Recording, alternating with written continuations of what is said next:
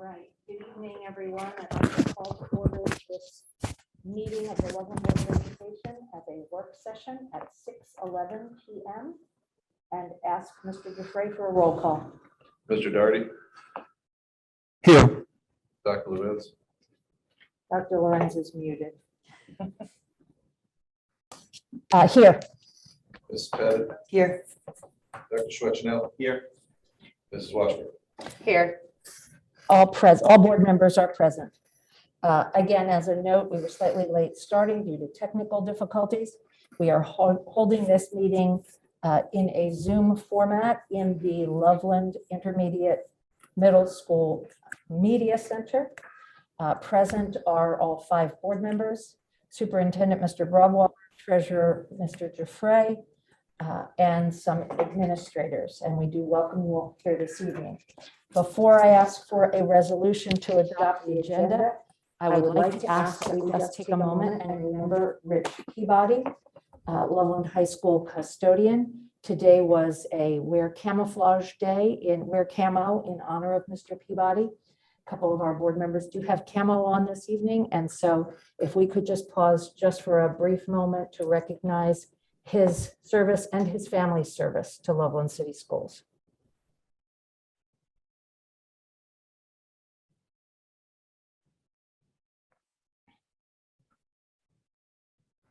Thank you. We're very sorry to have lost him. We're very grateful that we did have his years of service, grateful that we have many families like that in Loveland who serve our schools every day. I would ask at this point for a motion to adopt the October 5th board work session agenda as presented.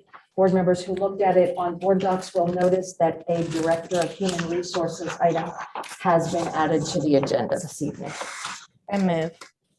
Mrs. Washburn moved. Is there a second? I'll second. Ms. Pettit seconded. Any questions about the agenda? Seeing none, Mr. Dufresne, can you vote on that? Mrs. Washburn. Yes. Ms. Pettit. Yes. Dr. Lewis. Yes. Dr. Schwetchnell. Yes. And Mr. Daugherty. Yes. All yes, motion carried. So we'll move into the agenda.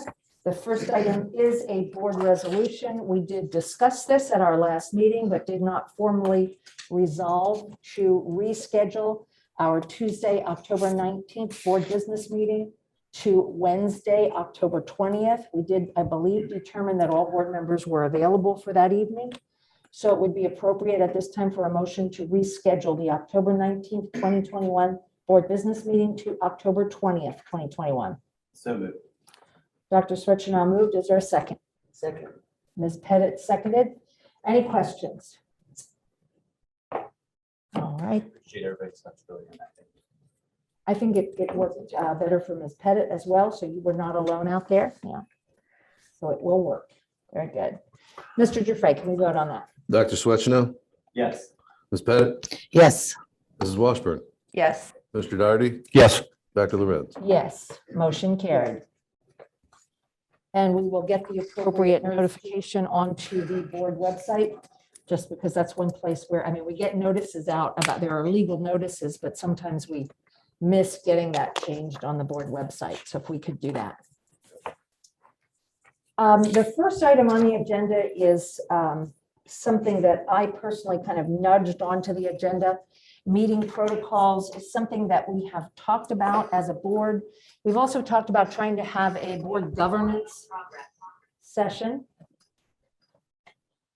Talked about having a board governance session, beginning some discussion about working relationship with our new superintendent. We've not been able to schedule those meetings yet.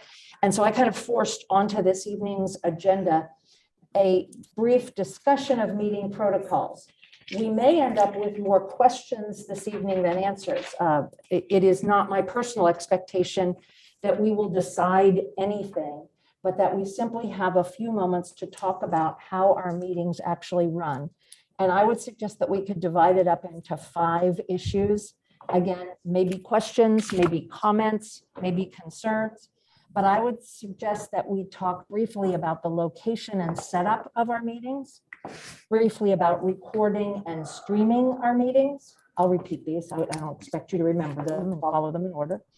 that we briefly talk about the personnel involved. In other words, the personnel that it takes of the district to monitor Zoom, to post and archive recordings. Number 4 would be hearing of the public and monitoring social media during meetings. And number 5 would be the board website and open issues list. So that's just my suggestion. I would like to open up the floor to all board members to think briefly about and ask questions about our location and our setup. So the physical location of the meetings, how they work, and how we set up for a meeting. So anybody have any questions, any thoughts? Are you just trying to prevent moving from the cafeteria to the media center? Like, is that your thought, or? I'm not thinking anything. I'm asking the board to consider how we physically conduct meetings. Over the years, we've done many things. I was thinking as I was driving here and preparing to lead in this discussion, I was thinking that years ago, we used to move from building to building. And I remember the fun meetings that we had at Loveland Early Childhood Center, which was then Lloyd Mann. And we ended up with not enough big chairs for board members. We only had little chairs for board members. But the thought was that if we moved from building to building, it would help us communicate with our community members who might find it easier to, or might be interested in seeing a different building. We, of course, years ago did have a board office that had a meeting room that was big enough for a meeting like this.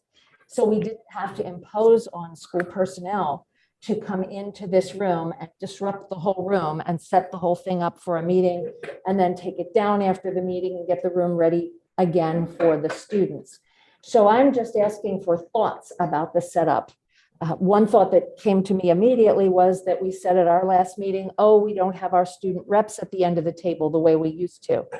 I think that's a factor of COVID and the way that we have set things up with individual board members at a table where we used to have 2 board members per table. So things like that, just where we have the meeting, how it's set up. So maybe a question for either Mike or John Ames, but how much of is there a difference in the labor burden of having a meeting in this room, the media center, versus the cafeteria across the street or across the hallway? Mr. Ames no longer has a computer. He had to give it up. Yes, it's a significant difference to make it work across the hall in the cafeteria. A great deal of cabling, a great deal of table setup, tear down for the custodians. There's a whole lot of people that are involved in that. And then a related question for you, is there another meeting room that we may not be using or be aware of that would have reasonable capacity to it and be easier for your people to set up? I will say this is the best area that we do have. It works great with the number of tables that we have now because of COVID. Makes it difficult just because of the large horseshoe that we have. Right. But So- when we get it straightened out and we make sure this camera above me works that can capture everybody, then we will have a very nice setup. Once we get the tables pushed back and cover everybody, I think we'll have a great place. We can fit probably 30 to 40 people, guests in here. So I think we'll be good once we get this finished. And maybe one last question for you, John. Normally we haven't typically had a lot of guests physically in the room. Since we started streaming, we've had hundreds online. Yes. But they haven't felt the need in mass to show up here physically. In the event that we do have a large gathering, once we do presumably new video, et cetera, are we then able to, on occasion, as needed, move across the hall to the cafe? Yes, it would take setup. It would take us remembering how to do it. But yes, it would be something we can very easily do. As you know, when we're over there, there's a lot of reverberation from overhead speakers. Right.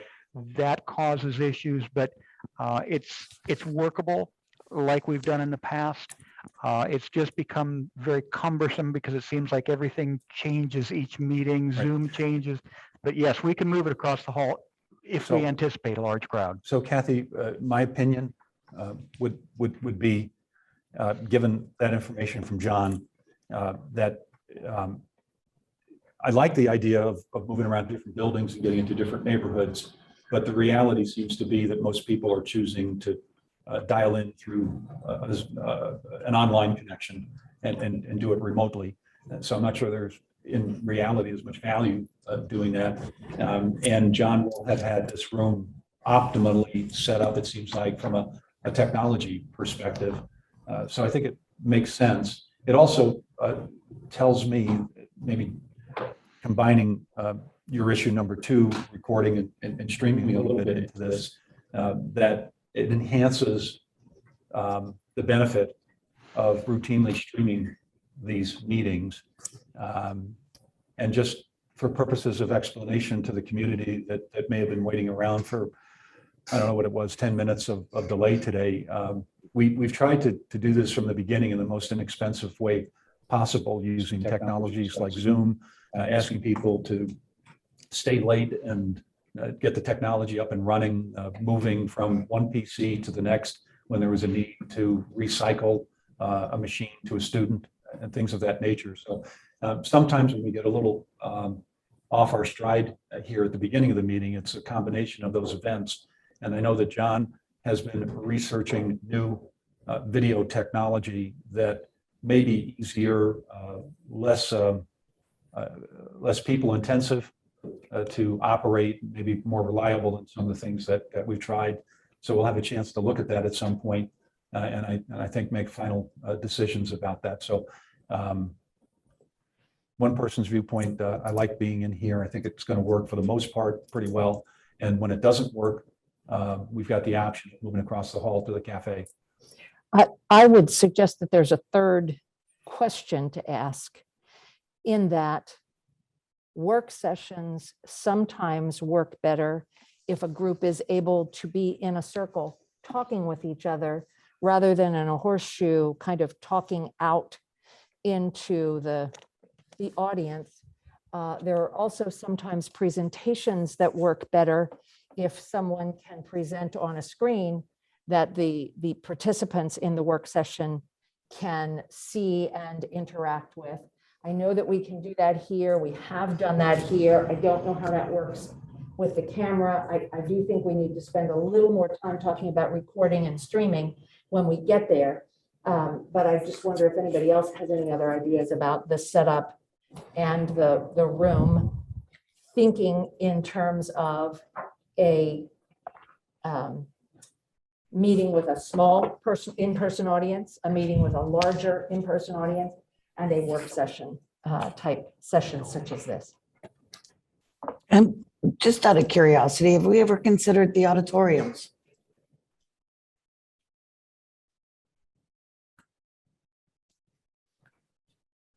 I would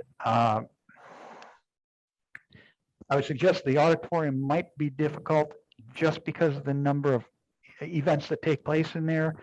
They have programs that we would have to schedule them around us, which would be rather inconsiderate of us, I would think.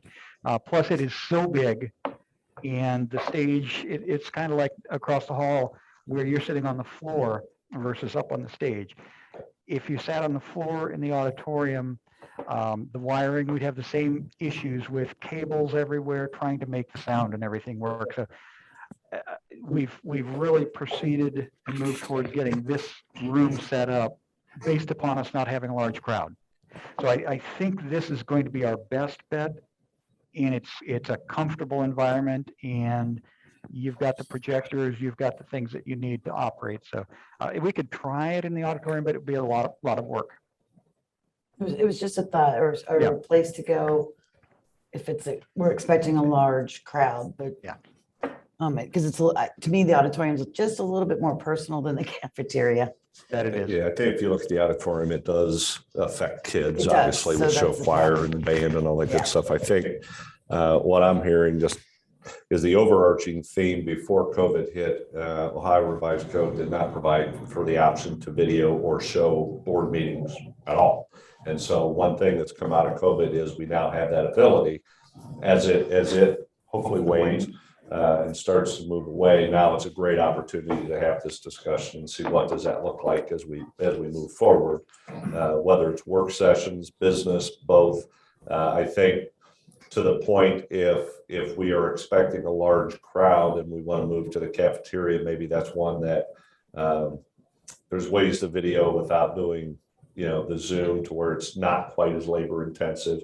And I'm not saying one way or the other. I'm just saying those are just different options that you could discuss with all of that. But I think the good part is COVID has given us this option. So now how do we move forward with it and or change it all? But I just wanted to chime in. It seems pretty clear to me that I hear John, who I trust the most out of us, at least, as knowing what footprint is the best, that you think that this is the best environment for the vast majority of our meetings.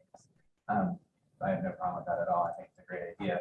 What is there a way for us to anticipate meetings that would require a larger venue, where more community members would be interested in attending?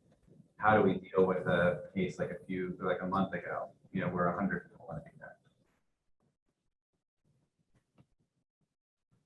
yeah, again, I think the moving of the meeting is not the difficult part. The technology is the difficult part. So if we have to move quickly, maybe it's not as personal, like the personal way that it's going, but it's hard to predict, but usually you can kind of tell if you're going to have some extra people. But If we had 12 hours notice, we could move it across the hall. It would be kind of clunky like this is right now, where we have delayed starts. I anticipate once we get the new system working, it'll be real quick. So yeah, we'd be getting back into a little bit clunky, but we could make it work. That's not a problem. We've done it. We know how to do it.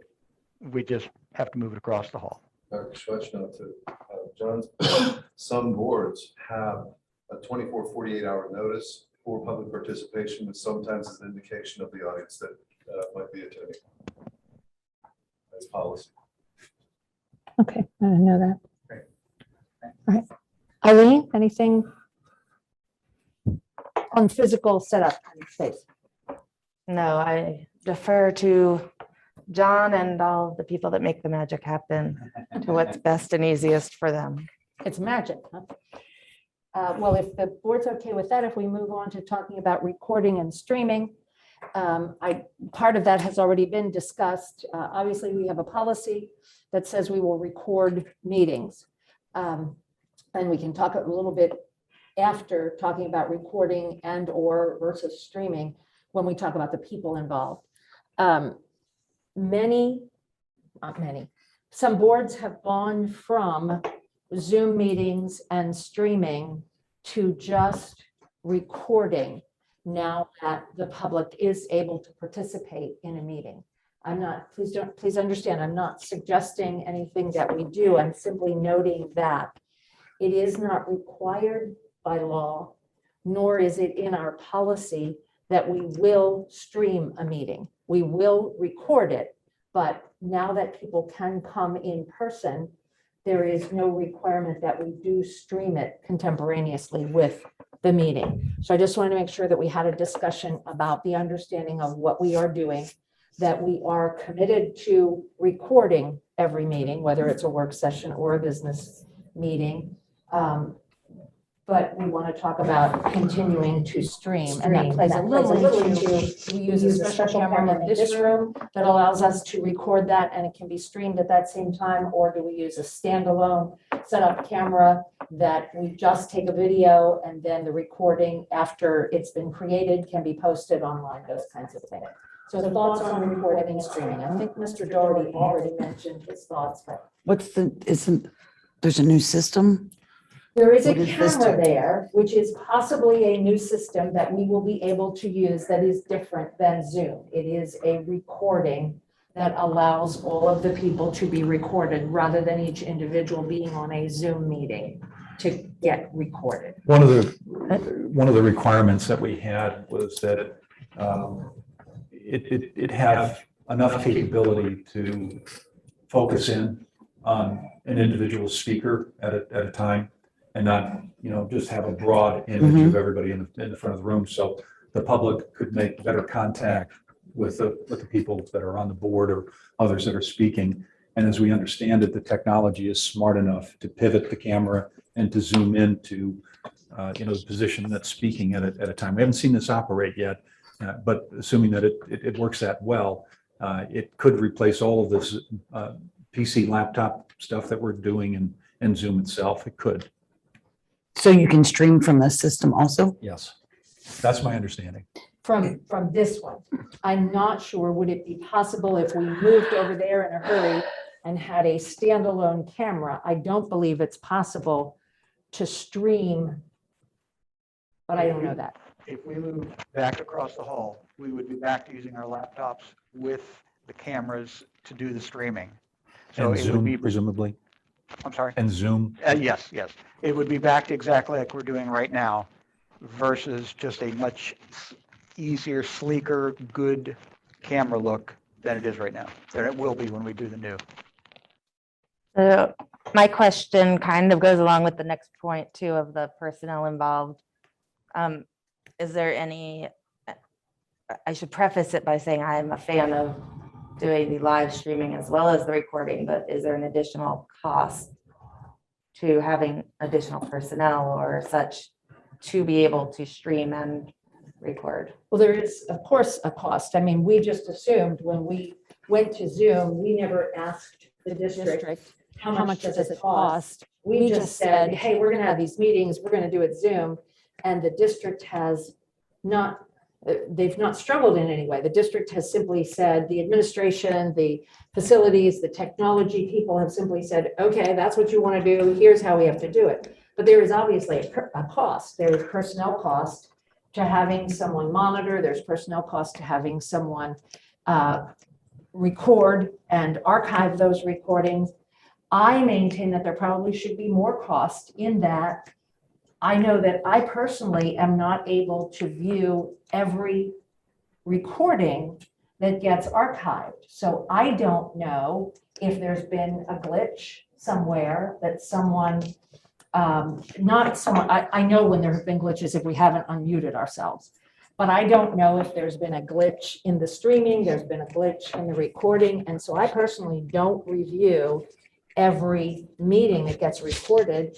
I think there probably should be a dedicated person for monitoring and recording and making sure the recordings are where we say they are. I've occasionally had to check on links and someone says that's not the right link and I check and, so I don't believe we can depend on board members to catch all of those kind of glitches. So there's a cost, obviously.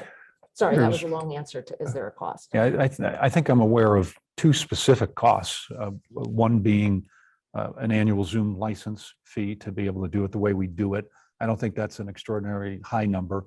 And then, in every meeting, there is somebody from John's staff that's assigned to kind of be the master electronic or the digital master of ceremonies. We certainly had a few instances where I did it for the group.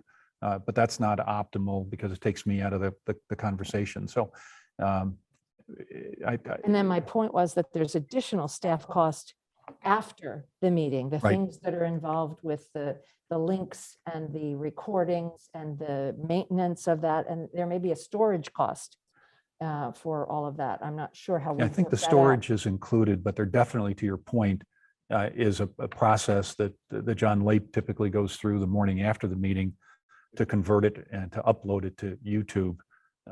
So there's some overhead associated with it. And John Ames, I'm going to expect that regardless of whether we're using Zoom or some form of streaming, there's going to be some manpower associated with getting these things posted and streamed. Yes, there is. And so the big issue that we have, and it's just kind of inherent in what we're doing, but it requires people to set up before you get here, get all the wiring and everything taken care of. It requires a Colin or a John or somebody to be here to do this work. And depending on the number of hours, they get comp time. So if Colin's here for 4 hours today, then he's going to have 4 hours at some point in time where he's not helping do what we need him to do. If it's John Lape, same thing. So these gentlemen are here for this purpose, but then we permit them to leave that amount of time. John Lape then spends the next day in the morning doing what's done to take the Zoom meeting or the recording and making it so it can be seen to the outside as part of our website. That can take him anywhere from half an hour. I've seen him be out there for 4 hours trying to patch pieces together because Zoom will sometimes cut it. And so he patches them together. And so there's just time built in that is a part of making this all work. So the cost, whatever that is, I think for the board to contemplate, it's some thousands of dollars. I don't know how many it would be, but versus the way we used to run meetings, I presume, where we didn't have a lot of people in the room. YouTube tells us how many hundreds of virtual participants that we end up having by being able to post these meetings. And I think that the work that the board's done in this respect, with the help from the administration, has really improved transparency. I think it's improved the understanding of the workings of the board for the community. And to me, it's worth some amount of money. We need to be conscious of keeping that as low as possible, but it's worth some amount of money to have this connection with the community that we didn't always have. I would agree with you that it's worth some thousands of dollars. I personally would like to hear some recommendations from district administration about how technology could work better as far as they are concerned. In other words, the board is having this discussion of what they would like to do. And suppose we say we'd like to keep having the meetings in here. We want to have a demo and make sure that camera kind of works. We want to keep streaming. We want to keep archiving. We'd like to know the cost of that, and we'd like to know from the administration how it would work best for them to do it, instead of just us assuming, here's what we want, you do it.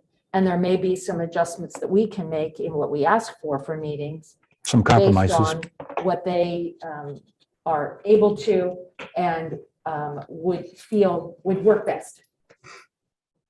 Mr. Ames, did you have a? Yes, so we visited a company that does productions, video productions, and said, okay, here's what we're trying to accomplish. And they said, we have done this for churches, we've done this for schools, we've done this for a lot of different organizations. And here is the best methodology for you. What we have the camera above my head, and this is going to give you the cheapest, best product that we can do, and it gives you the ability to do Zoom. It does give you the ability to record and play back the next day, and it is expandable should we decide we want 9 board members or whatever it might be. Whatever changes take place, we will be able to add on to it since it is all tech or a digital processor. So it's the first step. I think it'll be perfect for what we're trying to accomplish. And once we see it in action, we're waiting for more parts to come over from China, the last piece to make it work. But when we get it, we will let you see it. We will probably have a practice without board members with us and show you what it'll look like.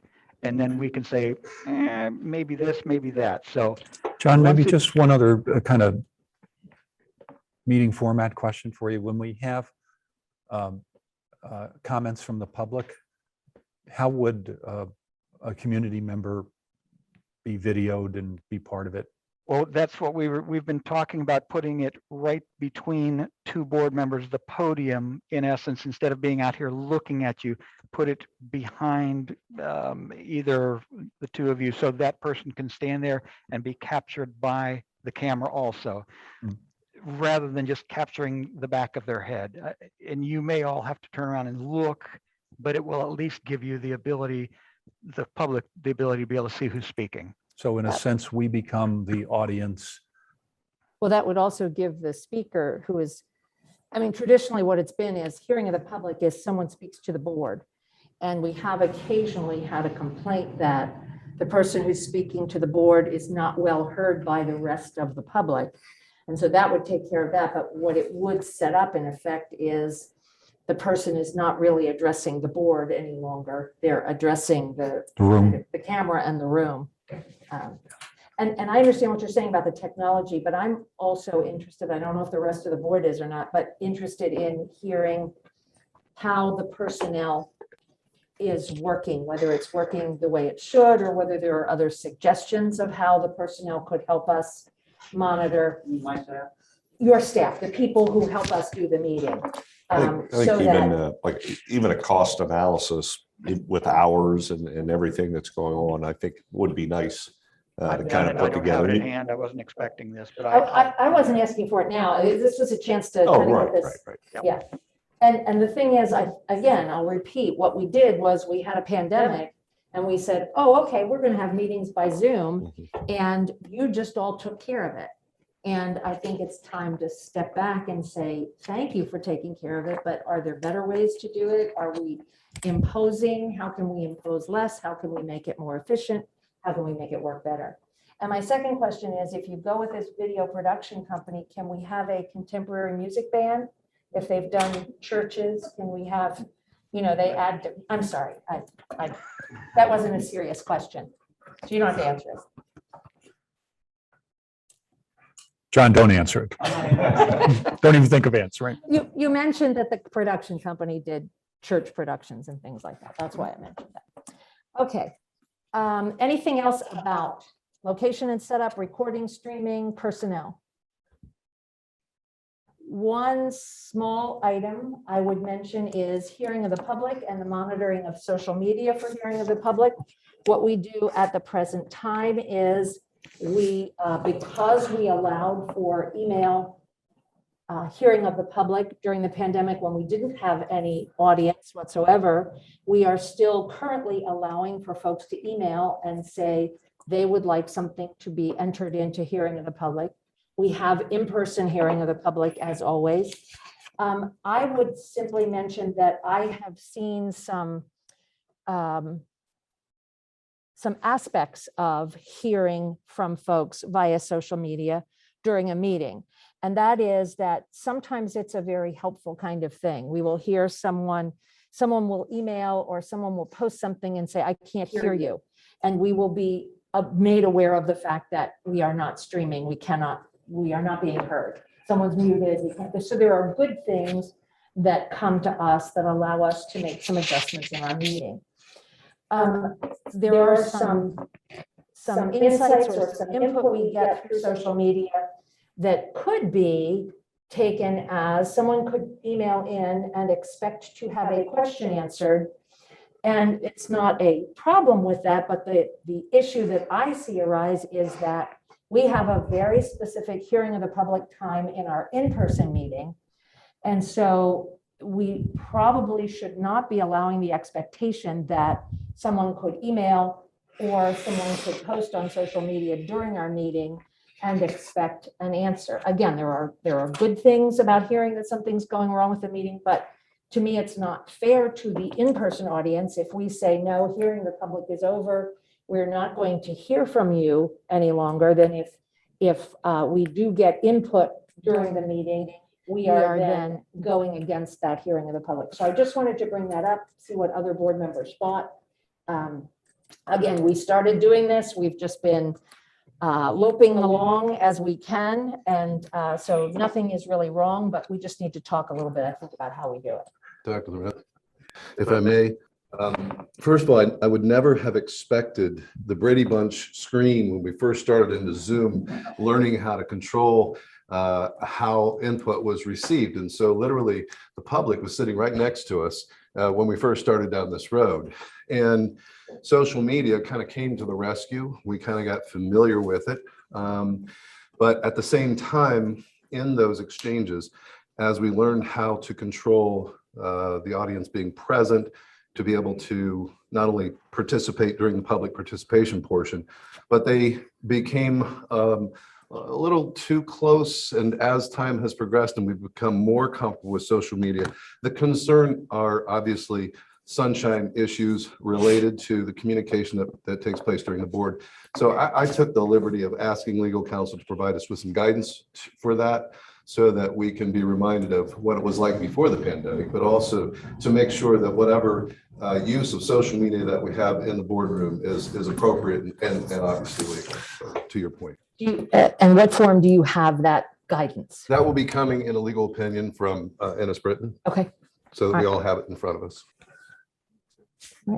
So. Any other input? Eileen, did Eileen? you want to? My only input has to do with hearing of the public. I don't think you were suggesting this. I just want to clarify that we're still going to continue to receive email statements for people who still aren't comfortable attending in person. I'm not making any pronouncements from up Right, here. I at all. know. I'm just asking for discussion. input. Yeah. We'd have to Because I decide think that. it's valuable for somebody who maybe they aren't comfortable speaking in public or they're not comfortable coming out.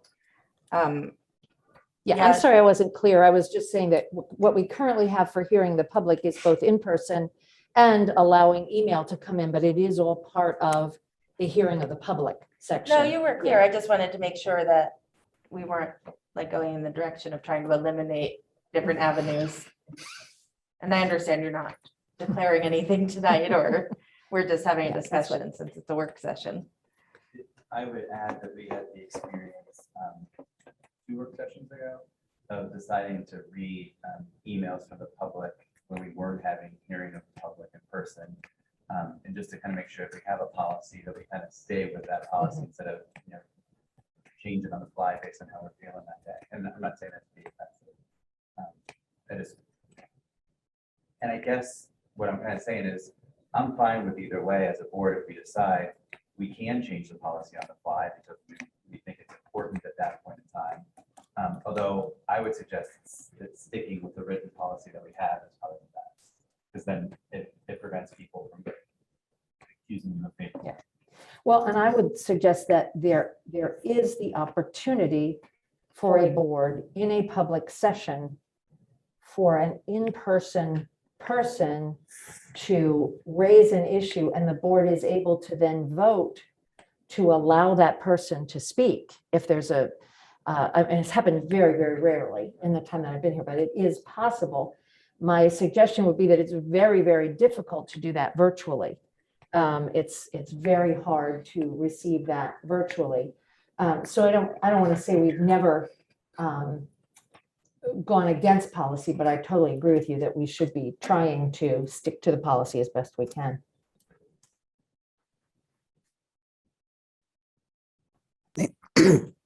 I think these are all good things to bring up, but I also think we need to wait and see what this camera does, because it could change the face of everything. I'm hoping. It better not change my face. I like my. Well, we could, I mean, we're podium standing how we do. I mean, I understand. I understand. so But I I'm think that hoping- I think that we need to, have some guardrails to continue. Yeah. So to Eric's point about sticking by the policy that we've worked on a lot this year, we've enhanced it, revised it, et cetera, all in the interest of being more flexible and more open and more communicative. I think all very good changes. The one instance that you're talking about, I'm afraid I was the instigator on, and I regret being the instigator on it. And on reflection, it was the wrong thing to do in that particular circumstance. We should have stayed by the rules. And some of what I've learned of late is maybe a heightened sensitivity to fairness of access to us. I think one of the things that we've gotten 10 times better at is improving accessibility to all of us from members of the public. I think my count is something like 1,000 emails this year so far. So we've had an enormous amount of communication and information coming from folks. I know I really enjoy hearing between meetings from members of the community or watching social media or something, and learning what's on people's minds. And that will influence sometimes questions that I raise in this room, because in the back of my mind, I think that maybe it hasn't been asked specifically, but the community is talking about X or Y, and maybe we could be helpful in sharing some information about X or Y. That becomes problematic if I'm doing it by looking at my phone during the meeting, because somebody has my email address and they feel comfortable reaching out to me. I should not be, I think, kind of relaying that question real time in the meeting, because that becomes unfair, unequal access. But before the meeting, I think is actually a good thing. And whatever we ultimately decide to change, if we decide to change anything, I have a very strong view, strong recommendation that we don't move away from the progress that we have made in creating openness, transparency, interactivity, et cetera. If anything, maybe there's new ways that we can engage with the public that we're not quite yet. I know Mike's going to talk about his communications strategy maybe later on, and there are things there that maybe get better. Can be more difficult for us to manage, and we should think about how to do that successfully, reliably. But I think open government's a very good thing. I know you've been on that. And I think that, your point's a great one, in that our era has changed since these policies were first developed. Right. You can address the board at the meeting has become, we're available 24/7 to your emails, which I think is great. If we want to be true public servants for our community, we need to make sure that we're listening to them and we're understanding their points of view. And to go back to your point, not just the point of view of somebody who asks their email to be read, versus the point of view of somebody who actually physically takes the time to come to the meeting. So those are both very important too. We've heard from 1,000 different community members or 1,000 different topics this year. And I think that the strides that we've made to show that the school district is truly transparent have been tremendous. And honestly, it's unfair for me to say that they weren't transparent before I came here. I heard that as a complaint, and I don't want it to be a complaint. I think you're both right in the sense that the access to the whole board has opened up in a variety of ways because of technology. But clearly, you two gentlemen have not gone to Kroger enough if you have not heard from the community as much before as you are now, because I make it into Kroger every once in a while. access to board members is really through the Kroger door. Yeah, Is where yeah. I'm just. We need to wear a Loveland shirt more often. If I jump in, just my 2 cents, I think this board has done a fantastic job of listening to the community, and what we rely on as an administrative team is hearing from you, because you represent the community. I am working very hard to communicate as much as I possibly can out to our community, but it's also important for me to hear the different circles that you're in and hear the reactions and the questions that they have that maybe they have not asked me. And so I appreciate all of that communication. I think this is a good time, and I think it's a good place to discuss everything that you did in reaction to COVID is so that you could be transparent to the community, so that you could communicate to this community. I think you've done a fantastic job. And if there's been errors along the way, it's simply because that's what you're trying to do. And that's admirable. And so now it's just a time to let's circle the wagons and see, hopefully as we come out of this, how are we moving forward? But I appreciate all the communication every single board member has given me, the questions that the community has. It's important for me to know what we're missing. Mike, I might amplify just part of that with you. When Eric and I came on in May, the community was in a really difficult place. The trust issues and all the things that had transpired in the months preceding it. And I think Eric and I won't speak for you, Eric, but I know my experience was that I came into a board that heard the problem out on the streets and wanted desperately to find a way through it. We found ourselves enabled with technology, which was a very, very good thing. But we also had the issues of the trust and transparency from before, and then COVID on top of it, and just all of these swirling issues. And I felt comfortable that the board got the challenge and was interested in finding a way to positively impact this whole situation. It's hard to describe to anybody that wasn't sitting at this table a year plus ago, how difficult the relationship with the community felt. It doesn't feel like that to me today. I don't think any of us would say it's fixed, it's over, we're done, not by a long shot. But I think very good progress. Everybody's pitched in trying to change this. But we still have some work to do, and that's why I think we need to stay on the path of being open and approachable and finding new ways to connect with the community. Eric, you've been with me at every step of the way, so. And the other thing I need to stress more than anything is the other three members of this board lived through a much more trying and contentious time than you and I did. Right. And I mean, just because I can say that I support transparency, everybody here has. And I appreciate the fact that we're moving the district in that direction. Right. If I could just say at this point that what I believe I've heard and what I will try to do is summarize this.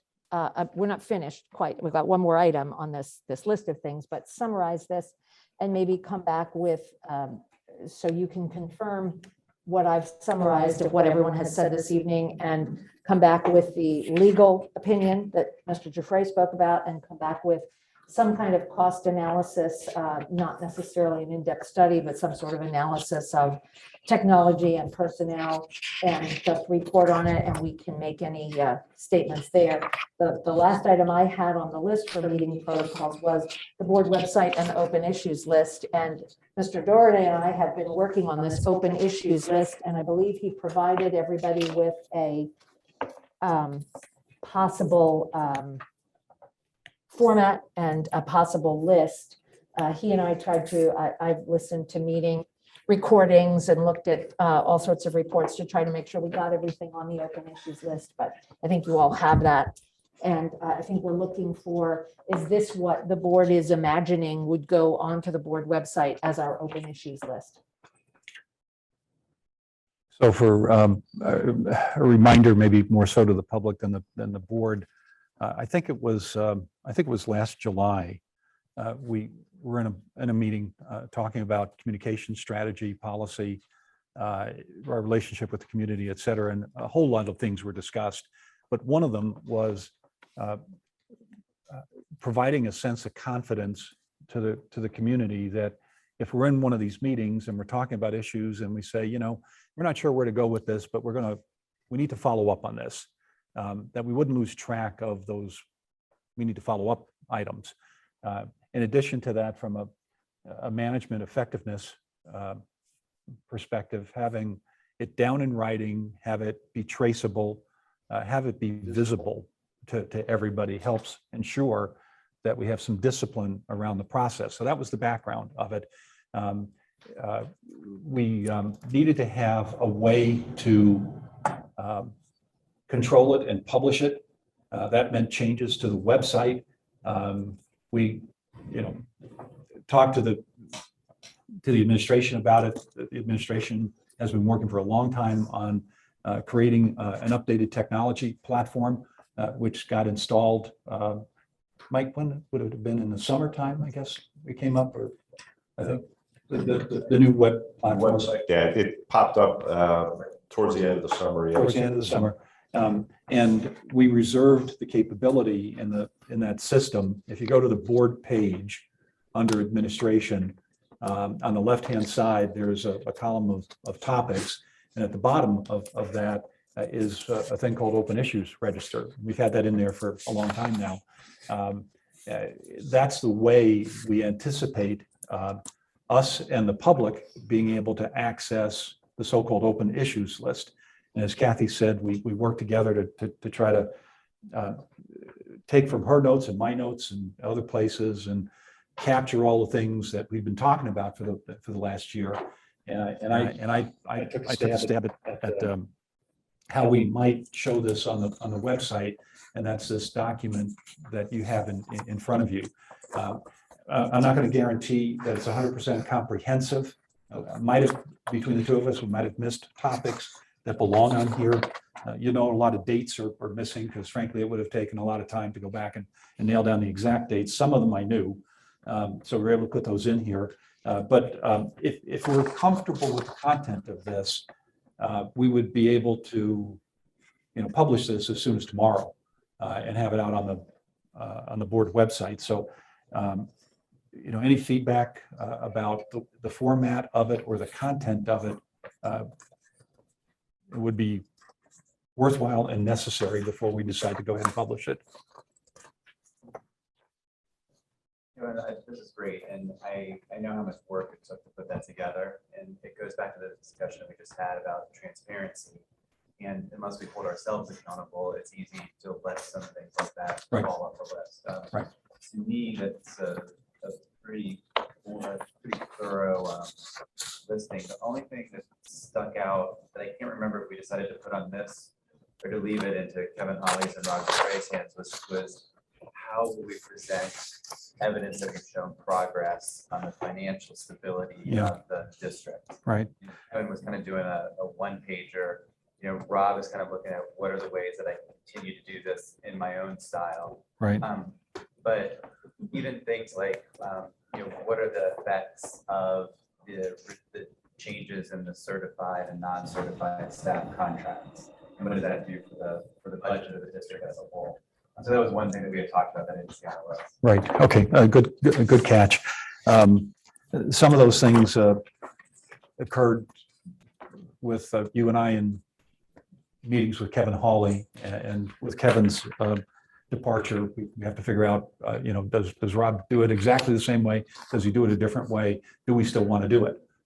Those are all conversations that I think are to be had. So good call out to Ed. And those came out of the finance committee, essentially. They didn't necessarily. So that might play into what I was going to suggest, that perhaps you want to combine and make the first column the board meeting where the board meeting date where the issue was created / discussed. And then you could get rid of the last discussed date, because that's going to be a little harder to keep track of. So we can try to keep both of those dates in that first column. When it was initiated, when it was discussed, you can keep adding dates in there if you want and get later and later. But I think that's the benefit to have it in sort of date order. Even if that means that some are closed and some are still open, they're kind of, if they're in date order of when they were introduced or last discussed, then you can begin to follow a chronology there of what the board did.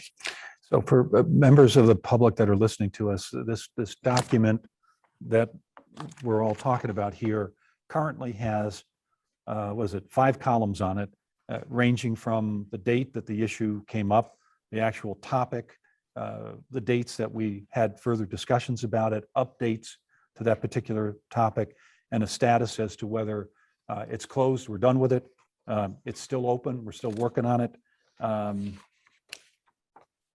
or it's going to be an ongoing one, it's probably never closed. And the topics on here, there's no particular sequence to them, but the first topic, just for example, was the ad hoc committee that we created on public records to help facilitate extended information transfer to members of the public.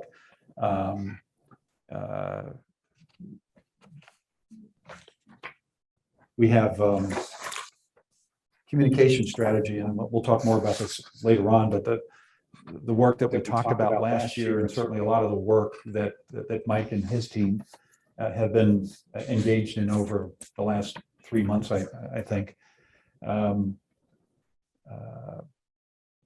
We have this one, I know, is always a hot topic within the community, and there's more going on behind the scenes than in front of the scenes, but busing, alternative ideas on busing. And this was actually discussed back on June 3rd and the 29th, and there's been separate kind of one-on-one discussions. I know you've been involved in some of this and whatnot. The board meeting format that we're talking about tonight, and others that are kind of sprinkled throughout here. So I'm ready to jump in. What this kind of plays into in my mind is my goal the first year is to get to know everybody, to get to understand the community, to get out and communicate as much as possible. There are times where I thought the first month we need to develop a strategic vision this year. I don't think it's appropriate because I think we're in a situation where we need to get to know our community, get our community to trust us, we trust them. The relationships need to be developed. But for me, moving into the spring, knowing the individuals that have a passion in the community to see what's going on in our schools, knowing that this school district is a community school district. It's not Mike Broadwater's school district to make decisions. We make decisions based on what the community wants and what we think is the best way to do that. So moving into the spring, my thought would be we're going to start to develop, just like we have a planning commission, we're going to develop a strategic vision committee. We're going to see who would like to participate, get the community members that are interested. But the topics that I see on here, Kevin, that's where they may end up landing. When you look at high school busing, that's got to be on our strategic vision. If the community says they're interested and we know we get communications that they are, and we're looking into some things based on you and Eric's discussions and other board members. So I don't mean to interfere with this. I think this is a good start. The way I like to work is kind of like the communications action plan that you had just mentioned. I like to have action steps and dates that we're going to do it, but how we're going to move forward and how do we report out to the community, not only what we're doing, but it's got to be in conjunction with Mr. Dufresne. Everything costs money. We got to be able to understand if the community wants the busing, how much is it? If you want a different form of busing, how much is it? It all ties in together. And so I think this is a perfect starting point in regards to what is it that the strategic vision would have on it, if that makes sense. yeah, it does. And we'll get back to communications, I think, when you report in a minute. But this is intended not so much for the admin side, right? This is really our to-do list, if you will. So This is to help us avoid coming to a meeting and having a board member say, whatever happened to X that we were Right. going to do. So for the Really last, trying to keep tabs on. I'm going to say for the last 4 meetings, Kathy has raised this list and said, what's the status of it, et cetera. She's been very helpful in reminding me that I committed to helping get this put together. So it's that kind of thing that we're trying to put more discipline. As long as to. I'm not helping to get you committed somewhere. That's Yeah, well, that's another story. But so I don't know if other board members have input on this, Eileen or Michelle. I mean, I like it. I like the idea of having it out there. I understand, Mike, what you're saying, the strategic vision, and there's going to be a lot of overlap. But Yeah. it's like at home, having your little Post-its everywhere and making sure that you keep track of them so you get everything done, or at least address things. Right. Michelle, any thoughts, honey? Okay, so again, in order to do something with this beyond tonight, we need to agree that, the list is good, the list needs to change, whatever. As soon as the board says we're comfortable with it, Andrew can get it linked. It's just going to be a board doc. I'm sorry, it's going to be a Google Doc that's linked to the web page. So whenever we change something, it'll real time be updated on the website. I did like Kathy's suggestion about putting all the dates maybe in one column, so that when you look at it, you can reference that. So if they want to go back to the board meeting where maybe it was referenced or where we talked about it, and then they can hear that. Would all the board members be comfortable if Kathy and I worked on that date concept? Yes. Yes. Okay. And in terms of content, does anybody see anything that, I mean, we can change it dynamically. We can change it any day. But are there things that you feel should be deleted, or other things like Eric pointed out on the financial progress report should be added to it? Are there any things that come to mind? I would say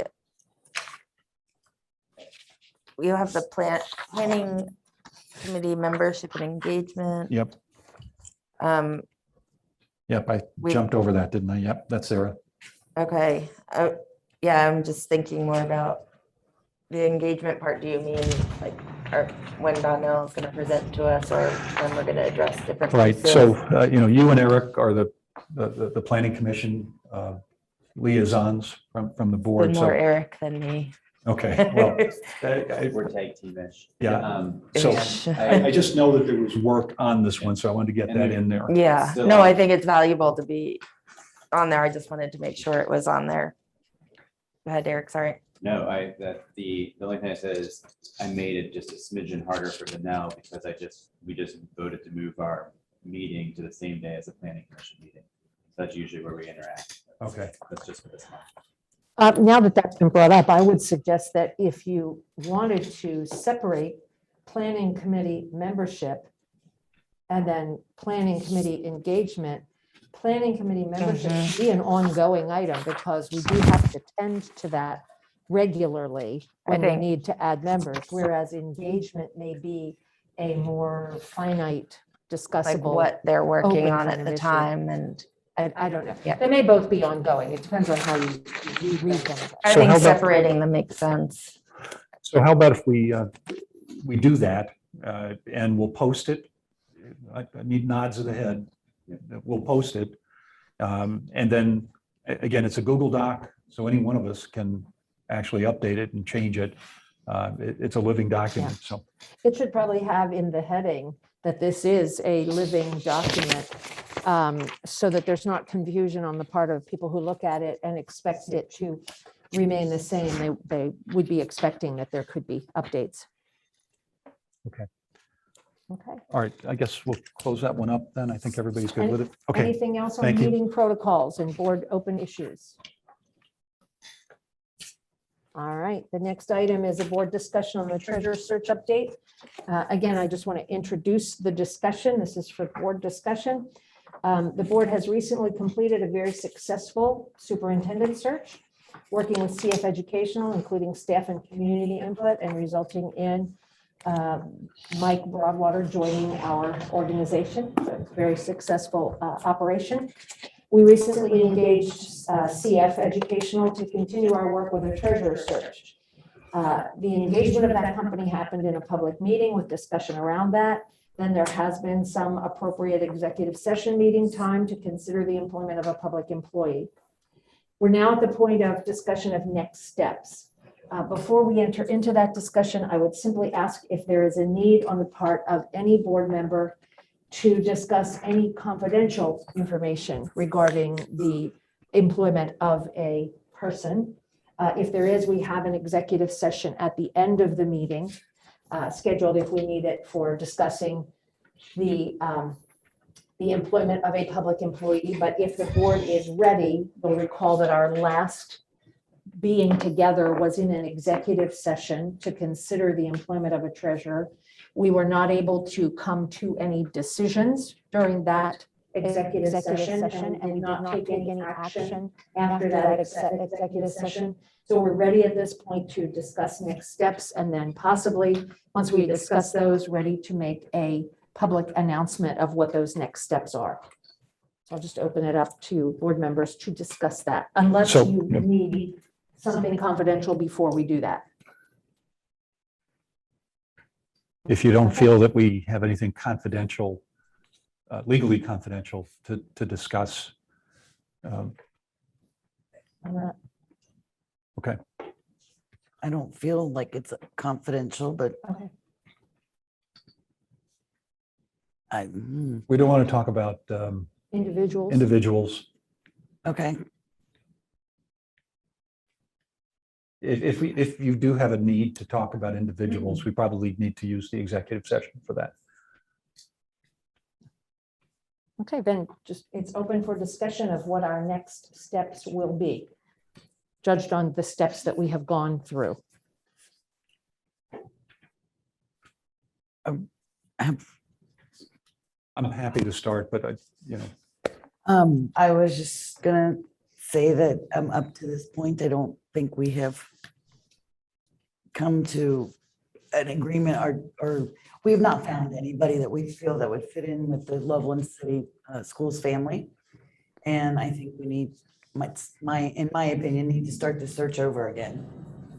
And I would not be opposed, since I am not coming back, if it were waited for a new board, if there's a new board set, and start that search maybe in January, depending on our options with Mr. Jeffrey.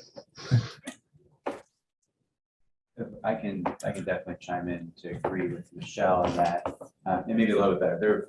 They're excellent candidates. They weren't necessarily excellent candidates for Loveland schools right now. We're at a time of transition where 3 of the board seats are up for election, and 3 out of the 5 of us may not be here in 3 months, 2 months. So I think that the decision, boards have 2 really important decisions: hiring a superintendent and hiring a treasurer. And I think it's really important that the treasurer who's, sorry for your luck, the treasurer who's being hired has certainty that the people that are hiring them will be around in January. So I agree that at this point in time, delaying it makes sense. And I would also say that waiting till January or perhaps December, or whenever it gets started, lines up more traditionally with the school calendar. And as people tend to look for other jobs versus, we started doing this when people had committed to a new school year, so to speak. I think we'll have a little bit broader pool of people to select from, and hopefully find the perfect match for them. Sorry. I would just repeat everything Eric said. Can I just steal your speech there? I do think that we, Mike and whoever the incoming treasurer is, to wait until January until we at least know there will be 1 new board member, possibly 3. So I think that we should also put it off, or I also think we should put it off. So I guess my thinking is pretty much in line with what the 3 of you have said. Maybe the one thing to additionally hit on is that I think the candidate pool is likely to be broader. This is kind of the point I think you were making, Eric, but the candidate pool is likely to be broader for multiple reasons a little bit later on. Our search started late in the year, and the timing was a little awkward for everybody. So it was kind of hard to find candidates that were in play at that point in time. I know if I was out there looking for a new job, and it's been a little while since I've been looking for a new job, and I'm not, but I'd be interested in knowing who my supervisors were. That would have a bearing on my feelings about things. And I think that whoever the board is next year, I think there's a little bit of social responsibility that we have here to not be making decisions for potentially a different board. We don't know. Nobody knows at this point, but it could be a different board next year. Well, at least be one person different. And even in deference to whoever takes that chair. We're so late in the year. I think it kind of makes sense to hold off. I think we'll get access to a broader, deeper pool, and that will help us find the very best candidate that we possibly can for the district. And I know one of the concerns that I've had from day one, it has been ensuring that we have the best possible talent in every role that we have a chance to influence. And I'm gratified by the progress that we and the district have made on the human resources front. the leadership of the district in place. It just keeps getting better. I think we'll well serve the community by taking a hiatus from this. And I think January for me would be the right time to re-raise the subject and then figure out where we want to go at that point. In the meantime, Rob is here. Rob is supremely capable, highly qualified treasurer, and he's willing to continue to work with us. So we're very well covered for the interim. I guess the only thing I would add to what everyone has said is that I think we did start at a possible time for finding a treasurer, and I think there were some halting steps along the way that did push the search a little longer. I think that CF did a good job of getting the word out there and trying to find out what was going on. I think the board did a good job of trying to speak with candidates. I think there were some folks who did a good job of trying to come to Loveland and say, this is what I would do for you, but maybe their timing, they weren't able to start right away, or, so I think all of those pieces played together to push us later than we should be in trying to continue the search right now. So I agree that, there are good people out there. Good people came to talk with us a little bit. Our community advisory group did some work, and we appreciate that work that they did. I do believe that CF is advising that we put a pause on the search and try again a little later. So I would be willing, if the board would like me to frame what we have just said into a statement with Andrew Setter's help, our communications person, to get a statement out there to the broader community that the search is being paused. I don't know that we should put a timing on there of when we're going to pick it up again, or exactly how we're going to pick it up again. If you're suggesting we wait till the new board is fully seated, then we could do that, but just that we are pausing. The one thing that I thought we could add is something along the lines of fiscal stewardship is one of the most important of the board's commitments to our community. And so it's vital that we find the perfect person for the job. And I would also put in the statement that Mr. Giuffre will continue as interim treasurer in this time. If that's agreeable with the board, I can go ahead and get that statement ready for release after this meeting, if that's what everyone is agreeing to. I'd support that. Yeah, that's my thought. I support that as well. I just would be remiss if I didn't say, you mentioned the community advisory group, the CAD, that we very much appreciate the time and work and effort that they put in, and the work isn't done. So again, there could potentially be 3 new board members, but hopefully that process continues with our CAG in place. So for all the CAG members, thank you very much. It's Right, truly thank you. appreciated. And we'll be coming back to you soon. Yes, because you did such good work for Yeah. us. Stand by. Yeah, don't think that this is over. All right, well, that's all I have under board discussion topics. We'll move into superintendent updates, if everybody is good with that. Mr. Broadwater. Okay, I'm going to go ahead and share my screen here. I've got a presentation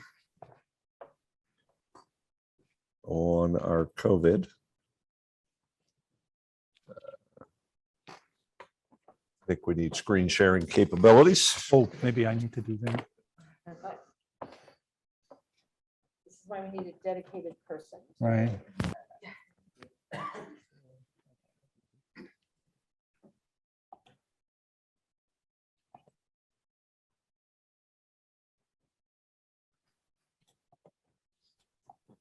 You should be able to do it now, Mike, I think. Sorry. Yep. Does it show? It is showing up. I mentioned a kindergarten Zoom meeting before we started the meeting with people walking behind the kids on the screen. We just had that here. I apologize. I think We just figure out how to get things done, that's all. may not be elegant all the time, but a lot of things do get done, so.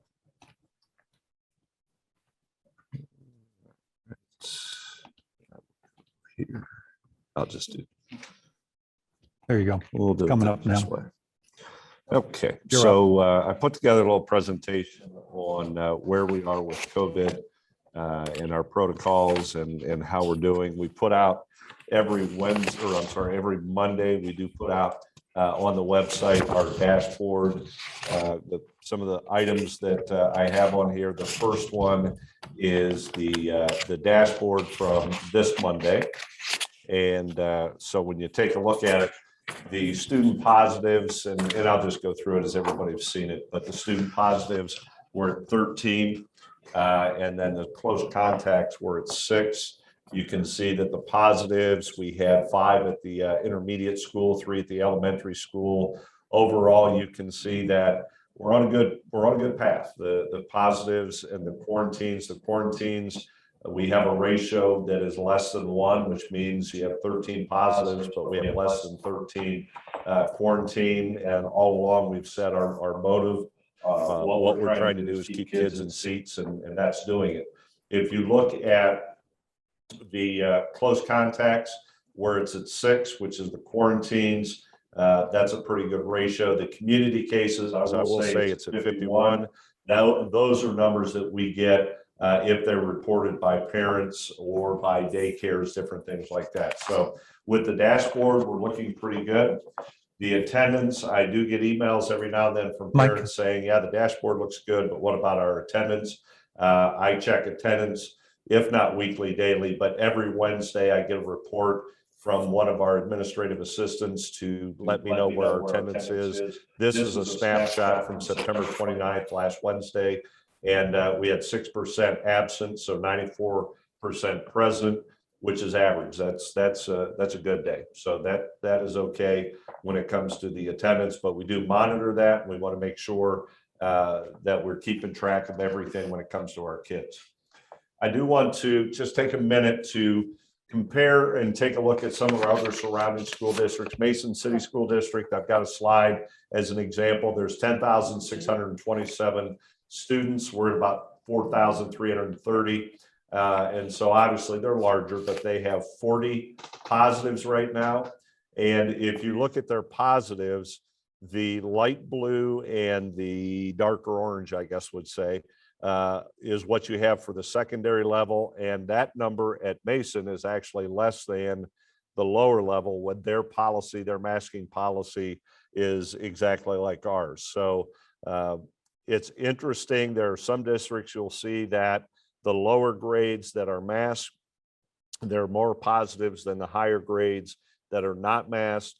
Dr. Swetchenow did have a contact at Children's, and maybe I'll let him talk about that as we move on. But it is interesting, and I think it would be good to take a look at some of that data in terms of what vaccine versus mask and you know, kind of the efficacy of all of that.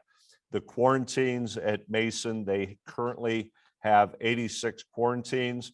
So if you look, the 40 isolations, they've got 86 quarantines. That's a ratio of 2, you know, so it's a little greater than 2. So we've been able to manage it a little bit better than that ratio. The majority of our quarantines, especially at the lower grades, is when you're looking at lunch, when the kids have the mask off and they're inside. So that's the hard part to manage. But currently, Mason is at a 2-to-1 ratio, which is a little bit higher than ours. Forest Hills, just another neighboring district. When you look at the chart, they've got their 9 buildings. The total, you have 14 positives for students, 3 for the staff. They have 30 quarantines. So again, their ratio is a little higher than 2, ours a little less than 1. And their close contacts are 114. They have a masking policy similar to ours, pre-K through 6. I will say as an example, if they did not have the masking policy at the younger grades or the vaccine policy, you would have 114 other kids that are not in school. And so the masking, again, for my part, does keep our lower kiddos in school. Next, I have Sycamore. And Sycamore is a school district. Forest Hills had about 7,500 kids. I added on there, I think. Sycamore has 5,400 students, a little bigger than us. The positive cases, you can see it's larger. They've got 50 positives. That's September 27th to October 3rd, so larger than us. And then when you look at the quarantines, they've got 100. Therefore, their ratio is 2 to 1 as well. So if you're saying, well, how can they have higher ratios? Our buildings have done a very good job of providing the distance in the classroom and really monitoring what's going inside of the building. There are many mitigation processes that we have in place. Even throughout homecoming, we had a homecoming dance, and our high school administration decided it would be best to have it outside. And so those are a lot of the thought processes that you have is how do we maintain the good thing that we have going and yet allow kids to enjoy school as school is supposed to be enjoyed. The last district I have on here is Lakota. They've got 16,475 students. They just have the positives. They don't have the quarantines on here. They have 53 positives. They have, for students, they have 7 staff members. Their student attendance is 92%. It's a little less than ours, not real measurable difference. So we're clicking along. We're doing pretty well. All the mitigation that we have in is working very well. And I just wanted to give the board a comparison of some of the districts in the area as you go through there. Mike, can I Yes. ask a quick question? The last two, Sycamore and Lakota. Yes. Do you know what their mask policies were? I know you said Mason Sycamore- and Forest Hills were similar to us. Yeah, I'm sorry. Sycamore and Lakota are K through 12. Okay, and so again, like to me, looking at that, there was not a dramatic difference between those two as far as numbers overall. For the, if I go to, let's take a look at Lakota. I think they break it down. So your elementaries here, if you look, you've got 1, 5, 3, 6, 3. The secondaries, it's not much different. Yeah, good point. Yep. Sycamore, I don't think they had broken down. I don't have it broken down that way. Just a quick update. What I do in terms of data, we obviously look at it daily. I have a weekly meeting every Friday morning with Greg Kesterman, who's the health commissioner, Dr. Fagans, who's the infectious disease director downtown, also the area superintendents. And so we all get together and we have discussions and we see how we're all doing. And so we'll look at each other's charts and see are masks different than vaccines different. It's all across the board, and just having good discussions about what we think is happening in our schools. So Greg Kesterman, the health commissioner, is nice enough to join us. He provides us with a PowerPoint and a presentation every week. I don't want to go through his whole presentation. I just grabbed a couple slides that I tend to gravitate towards. But if you look at this slide where Loveland is, previous to this, we were a little darker blue, which means the cases were a little higher. Loveland's moving in a good direction. It's gone to a little lighter blue, and that's a good thing. And so Mr. Kesterman would say that it's kind of leveled off and we're heading back down into the direction we want to head. So with that slide, I kind of look at that. It's a good visual to see which direction we're going. This is the one I rely on quite a bit when I have people email saying, well, how do we get out of masks? Other short of vaccines, how do we get out of masks? If you remember in June and July, we weren't really talking about COVID a whole lot. We were talking about getting back to school. So I look at where you have this dip, where you have 13 cases per day, where we were September 16th. It looks like that was the peak, and now we're heading down. So if that continues, we need to keep looking at it, talking to Mr. Kesterman and seeing what our protocol should be. The difference is going to be as we get into the colder weather. Now we're going to have environments that are going to be, enclosed, and that's where it comes down to ventilation. And I know Dr. Swetchenow has really been pushing for us to make sure we take a look at that and what we can possibly do to make ventilation better. I know Mr. Ames has done a fantastic job. We just received an award from an engineering group. So it's important. And all of the mitigation is important. We talk about mask and vaccine, but ventilation is there. Hand washing, making sure that we're socially distanced. We still make sure we maintain all of that. The next slide is just a real quick thermometer. Mr. Kesterman has us at 69%.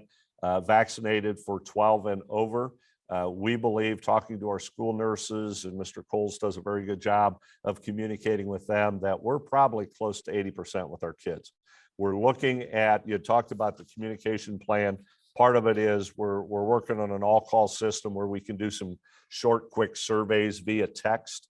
And I think maybe the first one I'd like to do is give our parents and families a chance to say yes or no, or not respond, but just maybe get an idea of what our vaccination percentage is, because currently I don't get that information from Hamilton County, and it would be nice to have that information. But I do believe when you look at all of our close contact and our tracing, our vaccinations are pretty high. And the high school nurse, I believe, even said she would put it at about 80%. And she's the one who would know, because she's seen the kids coming in. The next thing is I also look at a website. I am sent this by a resident. Susan Sprigg sends me the link every week, and I appreciate that. It is the link to the, I always forget the link, but it's CCTS. But I get the link. And so it's another piece of information. It's from a health collaborative. You've got the City of Cincinnati Health Department, Hamilton County Public Health, Cincinnati Children's, the Health Collaborative. So it's very good information. And so just kind of going through some of the slides that I look at that I think are good data. This is kind of hard to see, but the one on the lower left is Hamilton County. You can see that we had the spike and it looks like it's heading back down. Claremont County is here. You had the spike. It looks like it's coming back down. And Warren County, very similar. So we're moving in a positive direction, which is what we like to see. We obviously have to hold on to our protocols and make sure we keep our kids in school, but we do monitor this, like I said, every day, and especially Fridays. I talk with Dr. Kesterman. We have the medical advisory board with Dr. Swetchenow being a part of that. And so that is the last slide. I kind of gave you a snapshot of what I look at. Dr. Swetchenow had a very good idea. The individual that helps us looking at our dashboard and develops our dashboard, we've got all this information, but how about we look back at our own information and what information can we garnish from that? So Eric had asked Kevin Leamy to put together a report. And so I think probably be best if I just turn over to Dr. Swetchenow and let you kind of go over what you see. And I'm going to stop sharing. Go back, can you click share? Sure. Because that'll feed in a little bit to the data that we Sure. show, and just where vaccination makes a big difference. Okay. I want to point out it's Clinton, Highland, Brown, and Adams. As you can see, compared to the four counties on the left, Butler, Warren, Hamilton, Claremont, had much steeper and higher peaks. And we'll see as we go into the beginning of the next slide presentation, one of the reasons for that.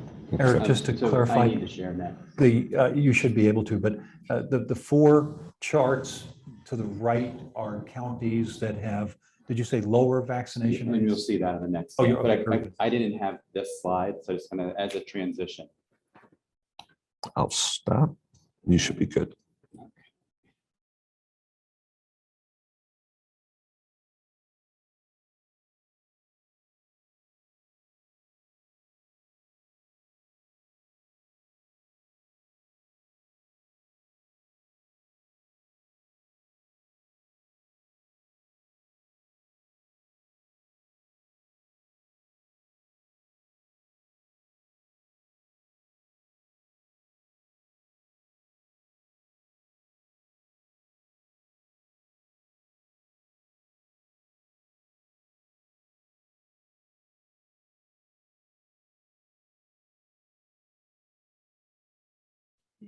The three with the lowest that we were just speaking about, showing the steepest and highest increase in cases, were the three that had the lowest overall vaccination.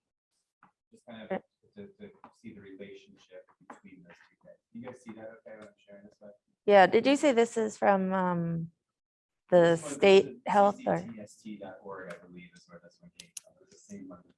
That health resource. what it, CC what? cctst.org, and the other one is the Health Collaborative. I remember correctly, this was the CCTSD. Okay, thanks.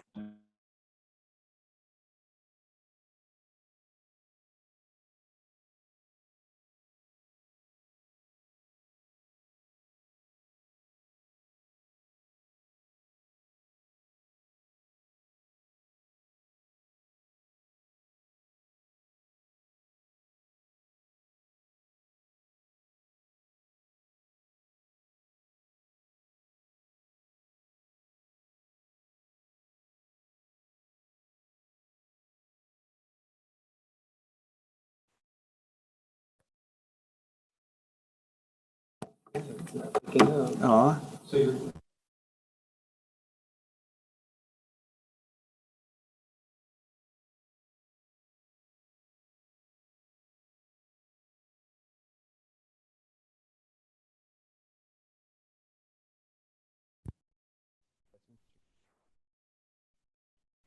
I'll keep talking. You can see if you can hear me.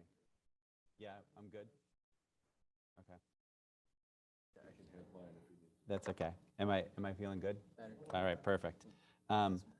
Just I won't belabor the point, but I'll just do that again, just kind of quickly, in case I wasn't heard at all. Mike showed data on the previous slide, the last slide of his presentation, about the steepness and number of cases of COVID that happened in 4 districts that had low vaccination rates, or 4 counties that had low vaccination rates, and then 4 counties that had higher vaccination rates. And the 4 lowest on this graph, Adams, Brown, Clinton, and Highland, were the 4 highest as far as cases, basically showing a direct correlation between the number of people who've been vaccinated and the number of cases, as you would expect. This one is the same as Mike was showing, only a shorter time frame. This is basically the month of September. We've overall hit the kind of peak of the curve, and hopefully are coming down, but our numbers are still tremendously higher than they were this summer, orders of magnitude higher than they were this summer. This one actually has 4 different graphs on it, and I'll expand on one of them in a second, but this shows something I think is important, and you'll see this in the next 2 graphs, the number of COVID positive patients in Region 6 hospitals. Remember, one of the things that's really dangerous for us as a society is when your hospital systems are overwhelmed. And back in November to December of last year, with the COVID positive patients ranging around 750 at their peak, we were very close to being overwhelmed. We've gotten up as high as 527, which you can see on the right side of this. And again, if you presume, remember how we talked in August, like we were at the bottom of a logarithmic curve, and you don't know where that's going to end. Where we're hoping, if this shape mirrors this shape, we'll have some choppiness here and then come back down in the next few weeks. I think that this will be a narrower curve than our first one, because we have vaccination as an added benefit now versus the first one, but time will tell if that's really true. The bottom left here is the number of hospitalized patients who are COVID positive. And remember that we stressed before, the data that I used before, and actually I'll show this on the next slide, was statewide. This is for our district. When we got up to 25% of the people in the hospital as having COVID, we were dangerously close to hospital systems in Southwest Ohio being overwhelmed. We got up as high as 18%. So we didn't quite meet the same number there. This is the same graph. I'm sorry, and then this is, I think that's still cctst.org. Same graph, different source. This is that real data trends that people complained about last time. But I wanted to show, this is the state of Ohio, hospital total capacity. Again, we got to 20%. We were dangerously overwhelmed, or dangerously close to being overwhelmed. Right now we've gotten to 14%, and hopefully we're going back. But essentially I just wanted to show this graph is the exact same as this graph, only this one's Southwest Ohio and the next one's the whole state. Again, taking the serious nature of this in hand, when your hospital systems get overwhelmed, things fall apart. This one was actually the most frightening to me personally. This shows the beds occupied as a percentage in the greater Cincinnati area, medical surgical beds and ICU beds. We actually have the capacity, just with surge staffing, to get up to about 107% in ICU and about 101% in med surg beds.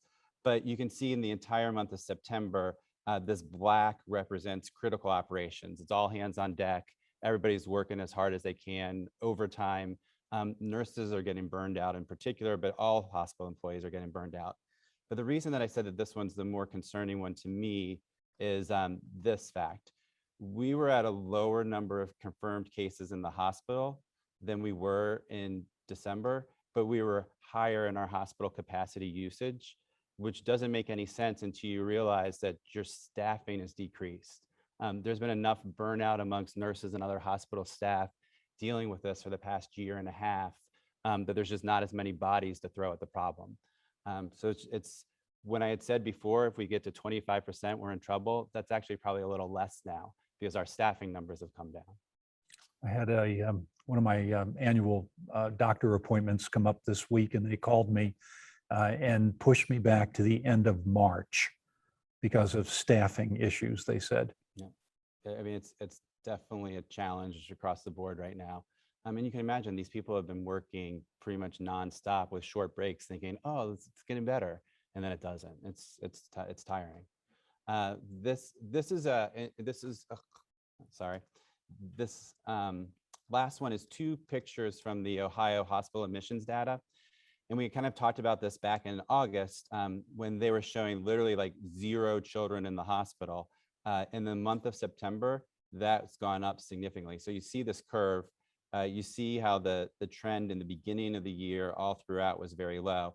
I put these blocks on because August 2nd, we had, again, based on the Ohio hospital admissions data for Southwest Ohio, 0 to 17-year-olds, there was 0 children in the hospital.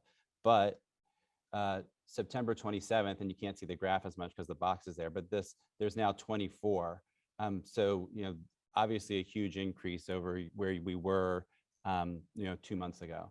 And even to the point that if you look at it, the number of children hospitalized is greater than the number of young adults hospitalized, even though it's still smaller than the number of adults who presumably have had the chance to be vaccinated hospitalized, although we all know how that goes. I'm now swinging back into the kind of the meat. So I just want to give that as the background for kind of where we are right now. This is the data that we get from Kevin Leamy, who's put together our school level data. A little bit of the dashboards that Mike showed, but for the whole time that we've been in school. And I thought that this was important for all of us to see. I think everybody knows this, but just in case they don't, our current protocol is that kindergarten through 6 is using universal masking. And the logic behind that is that vaccinations have not been approved for that group. We're obviously still continuing to work on distancing, hand washing, surface cleaning. He didn't include the ventilation upgrades that John has worked on to make our systems work as efficiently, and it's probably not actually less efficiently, but as hard as possible. 7th through 12th grade, we have optional masking. There's obviously optional vaccinations. What you heard from Mike is that it's difficult for us to get an exact number. Interestingly enough, we are not allowed, because of HIPAA reasons, to require people to tell us their vaccination status. We can ask, and then you're allowed to require it if they've been contact traced to show that you've been vaccinated in order to remain in school if you haven't been masked. So close contact tracing is required when students or staff are in school within 48 hours of having symptoms. If we all remember last year, because of distancing requirements, we had projected that up to 27 children would have to be quarantined for every 1 positive COVID case in the high school. Self-monitoring is if you have been wearing a mask or you've been vaccinated and you've been deemed to be a close contact. Those people no longer have to leave school for 7 to 10 days. They're allowed to watch for their own symptoms to develop. This is our cumulative data, and I'm going to go over it just kind of quickly because I have it broken down in the next 2 slides. K through 6 has slightly more students overall than 7 through 12. It's not a completely equal split, but they're fairly close. There's 8% more students in K through 6. So looking at these numbers, just to kind of go over it, I'll try not to be too fast or too slow. the number of positive cases within the school, so the number of children who have been diagnosed with COVID and have been in school and so have generated close contacts or quarantines, total in K through 6 has been 26 since we started the school year.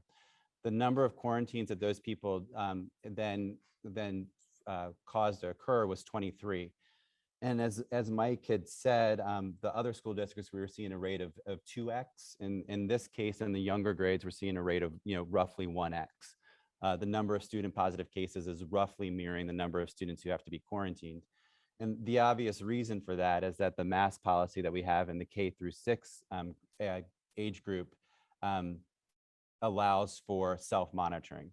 So if we go into the self-monitoring category, 205 students are self-monitoring. So that's the number of people who had been exposed potentially, but were allowed to stay in school because they were wearing masks. So these are kids who otherwise would have been out of school, but because of the policies that we currently have are able to stay in. And that's kind of what the verbiage is underneath here. This benefit at this age group is solely due to masking. Without masking, these would have been quarantines or out of school. And I would point out that when we started this process, we had 80% compliance with masking. So it's probably not quite this dramatic, but even in a best case scenario, we would have had 40 kids out that we didn't have out because of the monitoring or because of the mask wearing. More importantly, the close contact quarantines that we've had, none of them have evolved to become positive. So none of these kids who have been deemed to be close contacts have ended up becoming positive. The community cases, which is this column over here, is 170. So you can see again that what we talked about last year was cases that are spreading widely in the community tend to leak back into schools. Cases in schools are not causing community cases. I mean, the community cases are people who did not have a known exposure at school. 26 out of those 170 that were quarantining because of exposure ended up becoming COVID positive, as opposed to 0 in the school. And again, just kind of a sign that the school is a safe place for these kids to be. 7th through 12th assessment, again, slightly fewer people here, but 23 positive cases in the school, which pretty much exactly lines up with the 26 positive. You've included an 8% fudge factor. This only generated 14 close contact quarantines. There's 136 kids self-monitoring. Community cases overall were 66. So again, an interesting statistic and not one that I necessarily completely understand. There's been 66 community cases in the 7th through 12th, and there's been 170 in K through 6. Well, I can say I don't completely understand it, but the obvious difference between those two groups is vaccination. Going back to what Mike had mentioned, Robert Frank had talked to us about the relative efficiency of masking and vaccination. And he's the director of the Gamble Institute at Children's Hospital, and he had joined our medical advisory board. He pointed out the obvious logic that vaccination protects you 24/7 and masking only protects you if and when you're wearing a mask. So we saw many more community cases in the younger grades because they haven't had the ability to be vaccinated. To go back, the 23 positive COVID cases required close contact tracing. 87% of those were deemed to be preventable, meaning wearing masking and vaccination would have prevented people from having to go onto quarantine. The close contact quarantines, those were 100% preventable. Either the wearing masks or being vaccinated would have stopped that. And these are people who chose not to do those things. 136 self-monitoring students were identified. Those were able to stay in class. They stayed in class because they were either masked or vaccinated. Without either masking or vaccination, they would have been out of school. I think that the community case stuff we've talked about pretty clearly already. So the summary there is our overall number of COVID events are similar between kindergarten through 6 and 7 through 12 with similar student populations. The number of required close contact tracings are similar between the two. Contact tracings driven by COVID positive events in class. The mechanics that the administration has used in order to execute that tracing are different because in K through 6, you're generally in single classrooms or with minimal switching, whereas 7 through 12, we have multiple classroom changes. The physical layouts of the buildings and just the size of the classes puts people closer together, and so leads to more quarantines and self-monitoring than the 7 through 12. But I think the biggest part of this is that nearly all of the 7 through 12 COVID positives and associated quarantines or self-monitoring were preventable with either vaccination or masking. And the people who have done that have been the ones who have said, I've chosen not to be vaccinated. One of the challenges that we have is, and Mike had related to this as well, is that in eating environments, children take off masks. So that's been another challenge between the younger grades and the upper grades, and a difference between the value of masking and the value of vaccination and preventing disease and avoiding quarantine. Kevin put together a really easy Punnett square for me. It was a good flashback to biology class, Mendelian genetics. So what if the kindergarten through 6th grades move to optional vaccinations and optional masking? Well, with a low masking rate and a low vaccination rate, you'd see more COVID positive cases, you'd see more quarantines, self-monitoring wouldn't be very effective. With a high masking rate and a low vaccination rate, pretty much where we are now, there would be no change. This is essentially where we are. We've got a high mask rate, we've got a low vaccination rate in those kids. Low mask rate, high vaccination rate, your COVID numbers are going to go down. We've seen that. Your quarantines are going to go down, and your self-monitoring is going to go up. So the kids will be able to stay in school, but they'll have been potentially exposed and will have to watch for symptoms. Remember, none of our self-monitorings have turned positive. High masking rate, high vaccination rate, no change in self-monitoring, and obviously COVID and quarantines both go down. What are you hearing in terms of timing for vaccination on younger students? The Robert Frank, again, is a great resource for that. And it's hard because it's in the hand of the government. And so the FDA has been given the information by Pfizer and is in the process of making a decision. That could mean anywhere from the end of October to we ask you for more data and we're looking at the beginning of next year. Obviously, everybody's hoping for sooner rather than later. The main take-home message that I wanted people to see from this was that vaccination offers superior protection, and to strongly consider vaccinating children when those are available. Any other questions? I'm happy to field anything. I know I talk fast. Yeah, that was really helpful. I do a weekly trend for each of the buildings, and it's been hard to understand what's going on, because logically you would say those that are masked should have lower rates and those that are unmasked should have higher rates, but that's not what this data was saying. So the only conclusion is, in fact, that we do have good vaccination rates, and that's more than compensating for the lack of mask usage. Right. That's a great way to put it. And the other thing that I didn't say that was important, there have been some concerns because our numbers have been good, that maybe we're not doing as great of a job as we could, tracing people or testing people. I talked to Judy for a long period of time. She has a really good plan in place. She has good policies in place. She reaches out to people. She even reaches out to people who are just absent and saying what's going on. She meets and speaks with the nurses from the other public school districts on a regular basis, and they all take best practices from each other. So I feel really comfortable that she's on top of what she needs to be doing here. And you can see from our numbers that there certainly is not a tremendous amount of unexplained absences. And Judy has a great reputation with Hamilton County Public Health. We work with them hand in hand with everything we do. And I guess what I've been saying is I'm glad the questions are, why is it so good versus the other way. So I know that Judy takes great pride in making sure that we follow through along with Mr. Coles, and we do call the students. So it's going pretty well. The question, first of all, I would say thank you to our medical advisory board.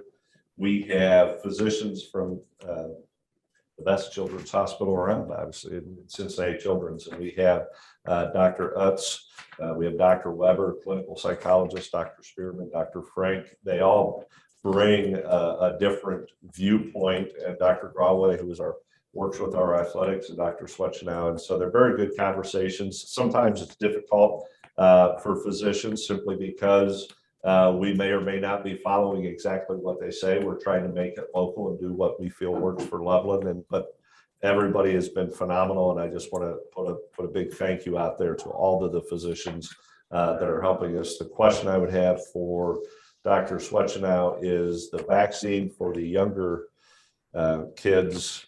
When the vaccine is released, it doesn't mean that they're vaccinated and they're immune. What's the timeline for that? That's a really great point too, because if we're going to have discussions on a board about an appropriate time to change policy, there's going to be there's going to be two key points to have that. One is we have a much lower rate of disease in our community than we have now. And we're at that crest, but we don't know how long that will be choppy, and we don't know at what level that will drop to, or quite frankly, how quickly that will pick back up when the weather changes. The other point in time to have that discussion would be when we feel comfortable that children have been able to be offered the vaccine and their families have had time to discuss with their physicians, is this appropriate for us? And then to go through a vaccination, vaccination procedure. So if you're going to argue that the end of October vaccines will be available, then you have to kind of think through, okay, I need to make a doctor's appointment, I need to think about doing this, or I need to go to a clinic. I get a shot with the Pfizer vaccine, which is the one that we're looking at first. As far as approval for younger age groups, there's a 3-week period in between the two shots. And then there's 2 weeks following that until vaccination is felt to be complete. So you're looking at least 5 weeks from the time that you'd be first able to get a shot. And I certainly can't tell when that was, but my guesstimate would be if it becomes available at the end of October, we'd be looking at January 1st as a safe time to start saying, okay, maybe this is a time to talk about a change in this policy.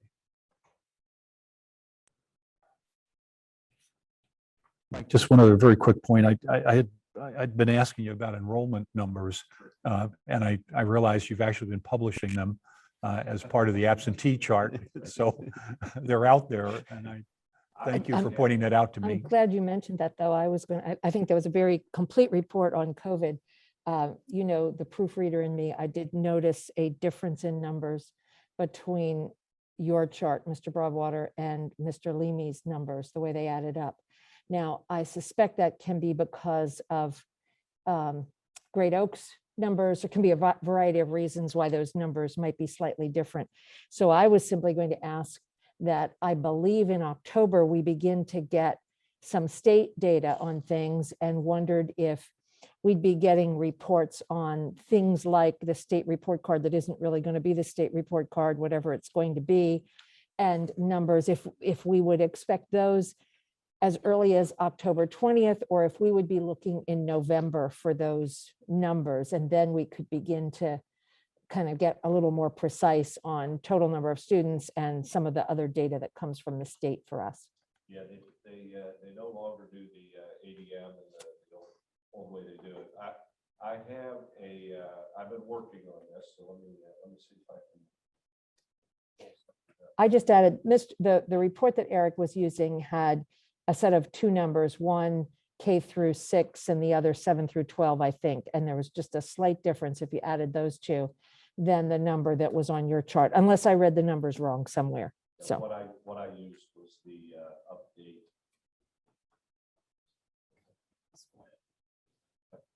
Again, there could be a variety of reasons that the two numbers, just where you pull the numbers from. So. Yeah. So like I said, the dashboard for Monday's dashboards where I pulled my numbers from. I have this report that I've been looking at. So Kevin, I'll go ahead and throw it up here. Can you guys see it? Am I sharing it? Yeah. Mhm. So if you look at the enrollment, I went back to 07. We've got a new software. I'm pretty much a data geek. I like going through and looking at numbers and seeing where we are. In 07, the enrollment was 4599. The source of my data is Ohio Department of Education school enrollment and EMIS data records. They're accurate. What I would say is the year 2022, this year, that is not their data. That's my data from this chart. So at the end of this year, they will report it out, but that's where we are, and it gives us an idea where we are. So in 07, we were 4599. Peak 2010 was 4712. You can see as you go down through there, hovering around 4,500. 2020 was right around 4,500, 4,487. And then for 2021, the dip, I think we all know that COVID would do that. And so this year we've climbed back up to 4,330. I made a bar chart here. I think sometimes it's a little bit easier to look at it graphically. With communities like Loveland, what you will see, it's a wealthy district. It's a district that people want to be in. It's where school districts, the school district is a premier district. And so you'll see kind of a flow in terms of population, in terms of the school enrollment. But you can see it's been pretty static. It's about 4,500.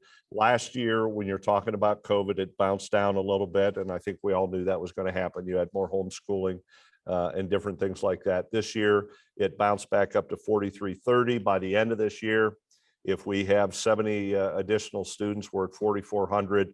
And we'll probably add students throughout the course of the year. And that's where, at the end of this year, the Ohio Department of Education and EMIS will have the exact number. And that's, so again, that this chart doesn't show the exact number, but that gives you kind of a picture of the enrollment.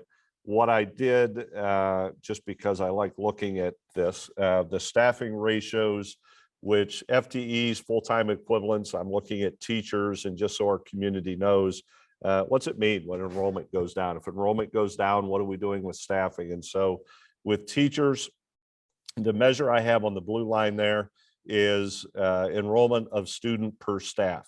So if you look at the year 2020, we had 20.8 students for every teacher, 20.8 students for every teacher. Okay, if you look at the year 2016, we had 22 students per staff. And if you look at the FTE count from 2015 to 2016, FTEs went down 10. So what that tells me is there was a financial need, and that was the adjustment. Okay.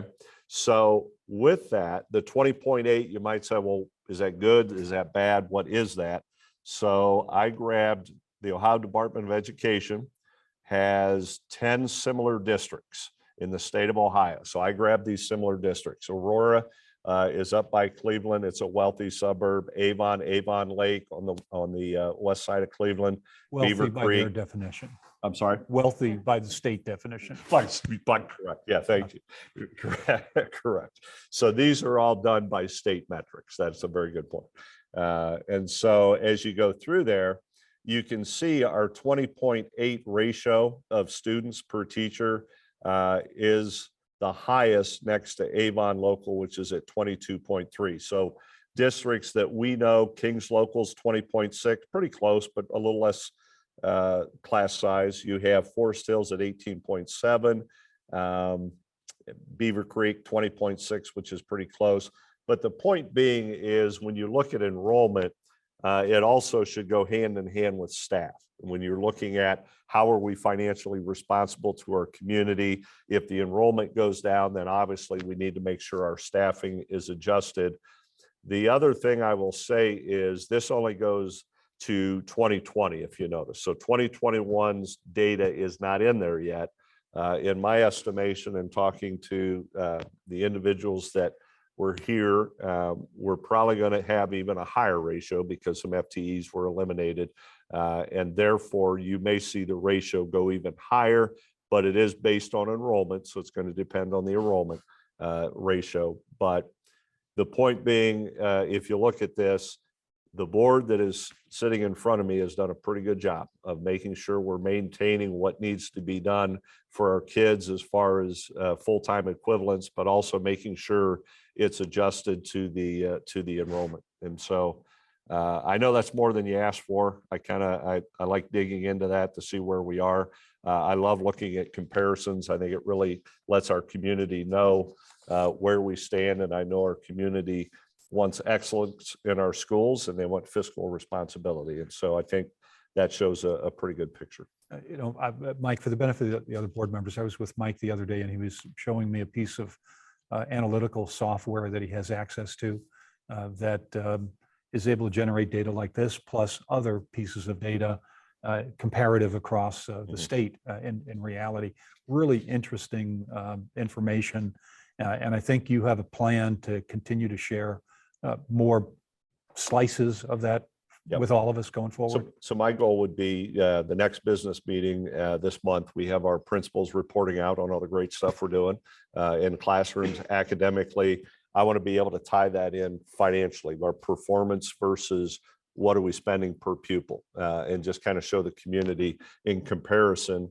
What you really want is high performance and your expenditures to be average, right? And everything I look at, I can tell you this software, I love it simply because it's not data that we have generated. It's all generated from the Ohio Department of Education. And so being able to compare to other districts and being able to show our community exactly where we are with everything, I think is a good thing. But to your point, the next business meeting, I would like to tie in all of the great academic performance that you're going to hear from our principals with the financial and how that's working together. And everything I've looked at, I think I told the board when I decided to interview for Loveland, I used this so I could look at Loveland and research, and it told me a very good picture, which is why I'm excited to be here. And so I think we have a good story to tell. We just need to tell it. And probably a good segue into, Kevin, you had mentioned the communications plan. I hope our community has seen that we're trying to communicate. We have a Tiger Talk every Friday. Our buildings send out information. We're working with our buildings to make sure that's robust and we're getting everything out that they need to know for the building. Andrew Setters has been phenomenal, the communications consultant. The one thing we asked for coming in this year was to have a full-time communications consultant, and he's been awesome. It's worked out very, very well. And so every Friday, I put something out from the district. We have a district digital monthly newsletter that just came out Saturday. What's that? Oh, stop sharing. All right. All right. That means I want to see myself. Okay. So the communication plan, we have the monthly digital newsletter. I was We have the enjoying the Friday numbers, newsletter. just for the record. What's that? I was enjoying the numbers, just for the record. You would, Sorry. Mr. Doherty, you would. Yeah. I was sitting with him the other day, and when I was in the business world, we on a regular basis, every 4 weeks, we would tear apart the business top to bottom, data this way, that way. I felt like I was back in an officer meeting with him the other day going through this. So it was familiar space, and I like to see that kind of management, Mike. Good, thank you. And the team that we have put together has been awesome in terms of communication, getting me what I need and really being a part of everything. We've really, I think, gelled as a team. Our administrators, we have a lot of new administrators in the building, and the start of the year has been great, but we're working to make sure we get communication out with them. We did send a postcard out at the beginning of this year so that we really want our community members that maybe are not parents, that are not on the email list that's easy to get, to sign up. And so we were able to garnish about 500 additional emails from that postcard. We also, Andrew, on his website, he's done a great job with the website. There's a way that people can click and become a part of the email list if they want to be a part of the emailing list of the information that's going out. I do a staff communication twice a month, every payday, because everybody's happy, but we put out a staff communication twice a month, really just trying to highlight our staff and letting people know all the great things that we have going on. And the last Friday, the Tiger Talk, I put out the data that 52% of our staff live in the district. I think that speaks volumes for this is a great school district where people want to be and staff wants to be. And then B, they're going to hold us accountable. When you have staff that are in the district, they're going to make sure that we're doing what's best for kids. And so that's a good thing. The social media, we've tried to be more robust. I've got my own Twitter handle at Tiger Soup, and I try and get out some good information with that. We've done a lot of videos. I try and get out and really there's a lot of pride in Loveland. So the last video I did was Stan McCoy, who's a Loveland legend, who loves this district, loves the kids and everybody. I think I can speak for the board. When we went through the parade route, it was good for the soul. It was good to see kids in orange, everybody a tiger. And I'm just sad I ran out of candy, but it was a great, I don't think the Loveland community knows how lucky we are to really be able to do that. There are districts that have different mascots, different colors. You don't have a downtown like we have. And there was a lot of positive energy there. And it was just, my wife, Sue, and I we had a blast. I wish everybody in the district could sit where we were sitting and see what we saw. To your point, it was good for the soul. And it just spoke volumes about the community that we live in. So it does. I don't know how to give everybody that sense, but they deserve seeing that. They do. Yeah, and I got a lot of good messages, a lot of good positive energy. And so the communication's going well. I appreciate our staff doing all they're doing in terms of communication. I'll drop in and bug them a little bit so we can get to know them, but everybody's just done a great job so we can get out everything that we do. We started a new, I'll call it a campaign where it's #BeLoveland, where the love is capitalized. I know we've got Lemon and Limes downtown is going to start making t-shirts for us. And it's just about showing the love in the community for the kids and for the schools and what we do. And so it's all good stuff. It's all good positive energy. And, we'll keep communicating as much as possible and getting the word out as much as we can. The last thing for my superintendent update would be on Saturday, again, for Rich, there is a celebration of life from 11 a.m. to 1 p.m. I'll offer my condolences to Orasu, to David, to Danny, who's a head custodian at our elementary. Getting to meet them and understanding just how much of a part of Loveland they are is pretty awesome. So it is 11 a.m. to 1 p.m. celebration of life. I know John Eames has been very instrumental in Garth in planning, but also our OPSI people obviously have an affinity for Rich, and they're doing a lot of the planning as well. So my condolences, but it'll be a celebration for Rich. So Mike, thank you. I went through your first newsletter, which was great. Thank you. And I wrote a whole bunch of notes out, and as opposed to the last time we talked about COVID, I don't need a conversation here. But I did want to point out, I don't think you mentioned the niche report. Right. Yeah, I'm sorry. Maybe you want to also just point out the manufacturing pre-apprenticeship program. Two very cool things that were embedded in here. Yeah, the niche report, there's a lot of reports out there, and you want to take a look at them and see where you are. They had us ranked 49th out of 608 school districts in the state of Ohio overall, which means academics is the heavy part of it, right? It's probably AP and your ACT scores, but it's also culture. Our staff was ranked at an A+, simply because we have a staff I've been able to see for the 2.5 months I've been here. They'll do anything for our kids, and our community appreciates it. The niche report is generated by community input and reviews, and so therefore our community obviously respects our staff quite a bit. And so it speaks volumes for where we are, 49th out of 608. We want to show the next business meeting, like I said, I want to show where we are fiscally to understand that our community does get a pretty good bang for their buck in regards to what we do. And so with the manufacturing, Andrea, I'll let you chime in and speak on that.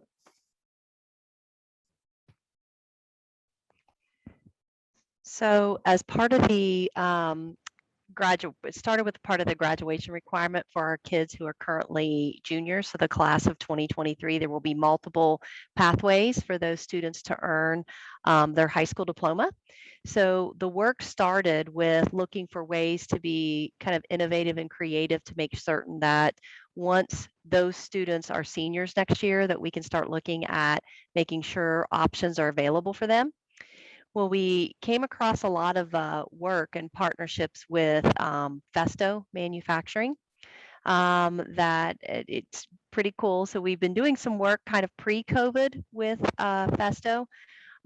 So the Ohio Department of Education now is certifying pre-apprenticeship opportunities for students that lead into full apprenticeship appointments. So we've been working closely. We'll have an update at the November Board of Education meeting, just to kind of let you guys know how that process is going. We are also looking for an opportunity to partner with some local schools. We have a meeting with Kings local school district tomorrow afternoon to start saying how can we partner, be creative in not only just filling the needs for our students, but also giving opportunities for kids to think about careers beyond their post-secondary and even their secondary optioning. So we're very excited about that. Very cool stuff. I mean, part of that was my world, and you know, the need for talent across kind of the spectrum of opportunities is robust. The need for talent is robust. And I think, you know, it's a great move to get young people engaged in all these other career paths. So thank you for doing that. Good stuff. Andrea's done a great job of getting it moving in a good direction, and coming out of COVID, there's a lot of things that we need to adjust to, and she's on top of it all.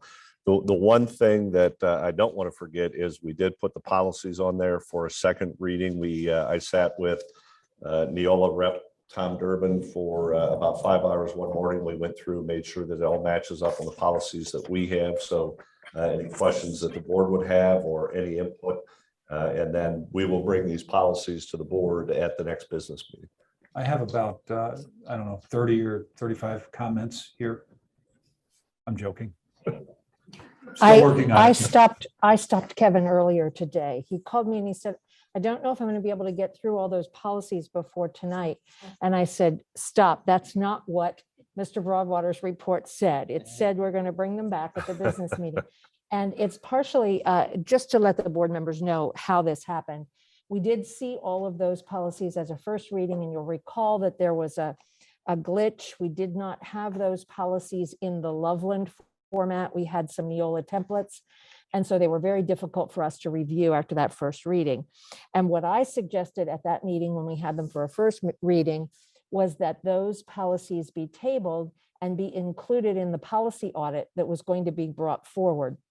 There's been a slight delay in that policy audit. Mr. Durbin and Neola had a bit of a delay. And so the audit will not be brought forward quite as soon as we thought.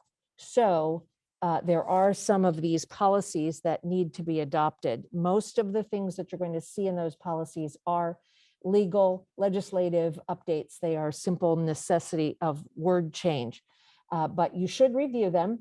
And then the best process, I think, to engage in is as you review them, if you have questions that need to be discussed at the business meeting during the second reading of these policies before they can be adopted, if you will either alert me as a member of the policy committee or alert Mr. Broadwater that you have those questions so that work can be done to prepare for discussion at the board meeting. Sometimes there are questions that you have about them, and if they come up just at the board table, we're not able to answer all those things. So if you could get the questions, this would not be board discussion about what to do with these policies, but simply, I read policy X, Y, or Z, and I have a question about a word, or I have a question about Y, then you can ask that at the board meeting, but we'll have the work done to prepare for those answers. So they will come back on the 20th to be put to a vote. It will come back as a second reading. I will have a meeting with Mr. Durbin October 14th for the audit. So we've got a pretty good start on it already. So we may be able to do a first reading at the business meeting, possibly. But yeah, I think you're sounding very optimistic about that. That audit is all of our policies, and I'm not sure this board is quite ready for a first reading of all the other policies that might come up in that audit. That might take us more than wishful but you thinking. can be Wishful optimistic thinking. if you want, and you know, we'll be happy to as a policy committee, help the board through that. But anyway, that's the policies that are on the administrative content here for. Can I make a second reading. suggestion to start that in January? Michelle, I don't know if you heard her or not, but she suggested we start that in January.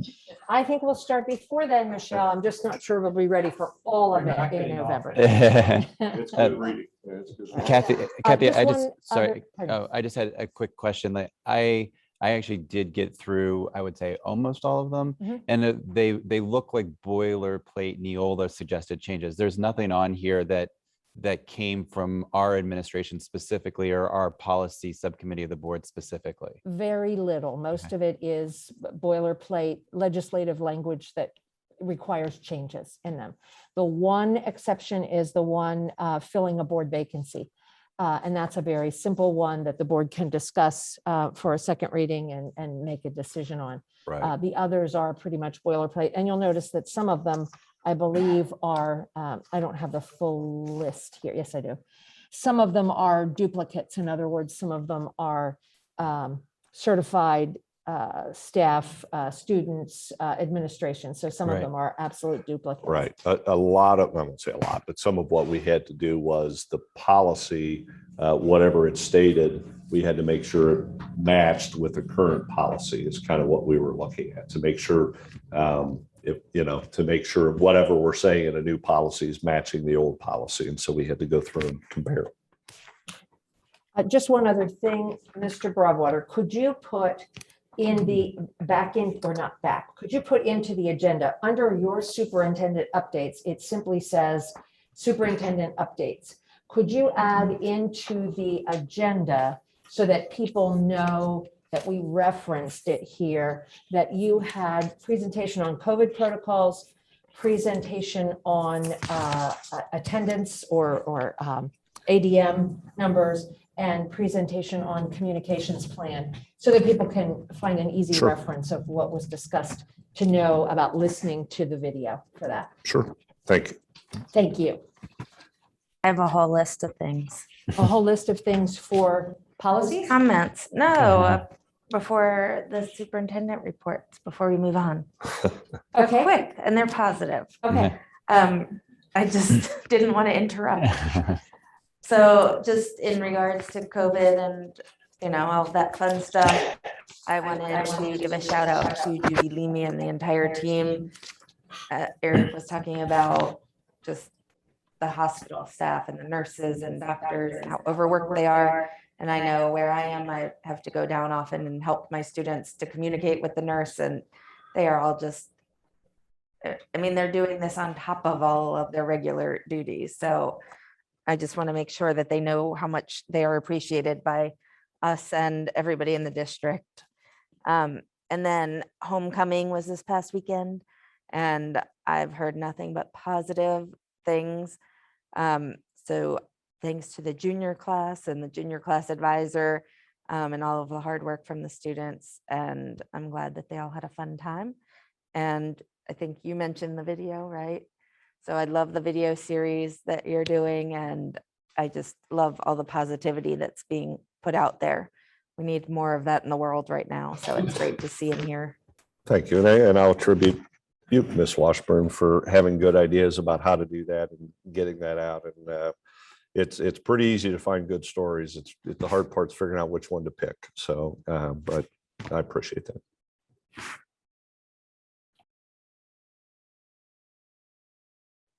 Thank you. Anything else? Next item on the agenda then would be a Director of Human Resources item. So I would need a motion to approve the resignations and employment of certified classified homebound substitute and supplemental positions for the 2021-2022 school year. I move. Ms. Pettit moved. Is there a second? Second. Mr. Doherty seconded.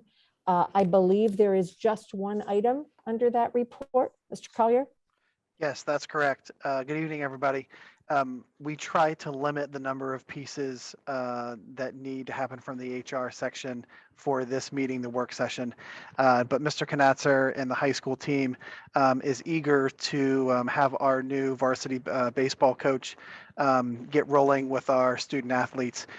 So I talked to Mr. Broadwater this afternoon, and that recommendation came to us earlier today, so that's why it was a late addition to the agenda. I apologize for you guys not having a more advanced notice on that. That is the only item. And I would also just like to thank Mr. Knatzer for a complete and thorough process. It included the high school staff and Mr. Knatzer doing interviews, then having our athletes a part of an interview. It also had a parent panel as a part of an interview. So it was quite extensive. So kudos to them for putting in the hard work to try to find the best candidate. Thank you. Any questions? Any discussion? Mr. Giuffre, can we vote on that? Is that it? Yes. Mr. Gardy? Yes. Dr. Schwartz? Yes. Ms. Walsh? Yes. Dr. Loretta? Yes. Motion carried. Now I will ask Mr. Giuffre a question. We had an executive session on the agenda in case we needed it. I believe we do not need it. Do we need at this point to amend the agenda to get rid of that? Or do we simply choose not to go into executive session? Good executive Okay. session on that. All right, so we will note in the minutes that we had a possible if we needed it. We do not, and so that's all the item those are all the items that I have on the agenda. Do I hear a motion to adjourn? So moved. Oh, wow. Dr. I get Swetch, 4 more. Dr. Swetchnow moved and Mrs. Washburn seconded a motion to adjourn the meeting. The objection on the part of Ms. Pettit will be noted in the minutes. Mr. Giuffre, can we vote on that? Dr. Schwartz? Yes. Ms. Washburn? Yes. Mr. Gardy? Yes. Dr. Loretta? Yes. Ms. Pettit? Do I have to? Yes. Motion carried. I have us adjourned at 8:32.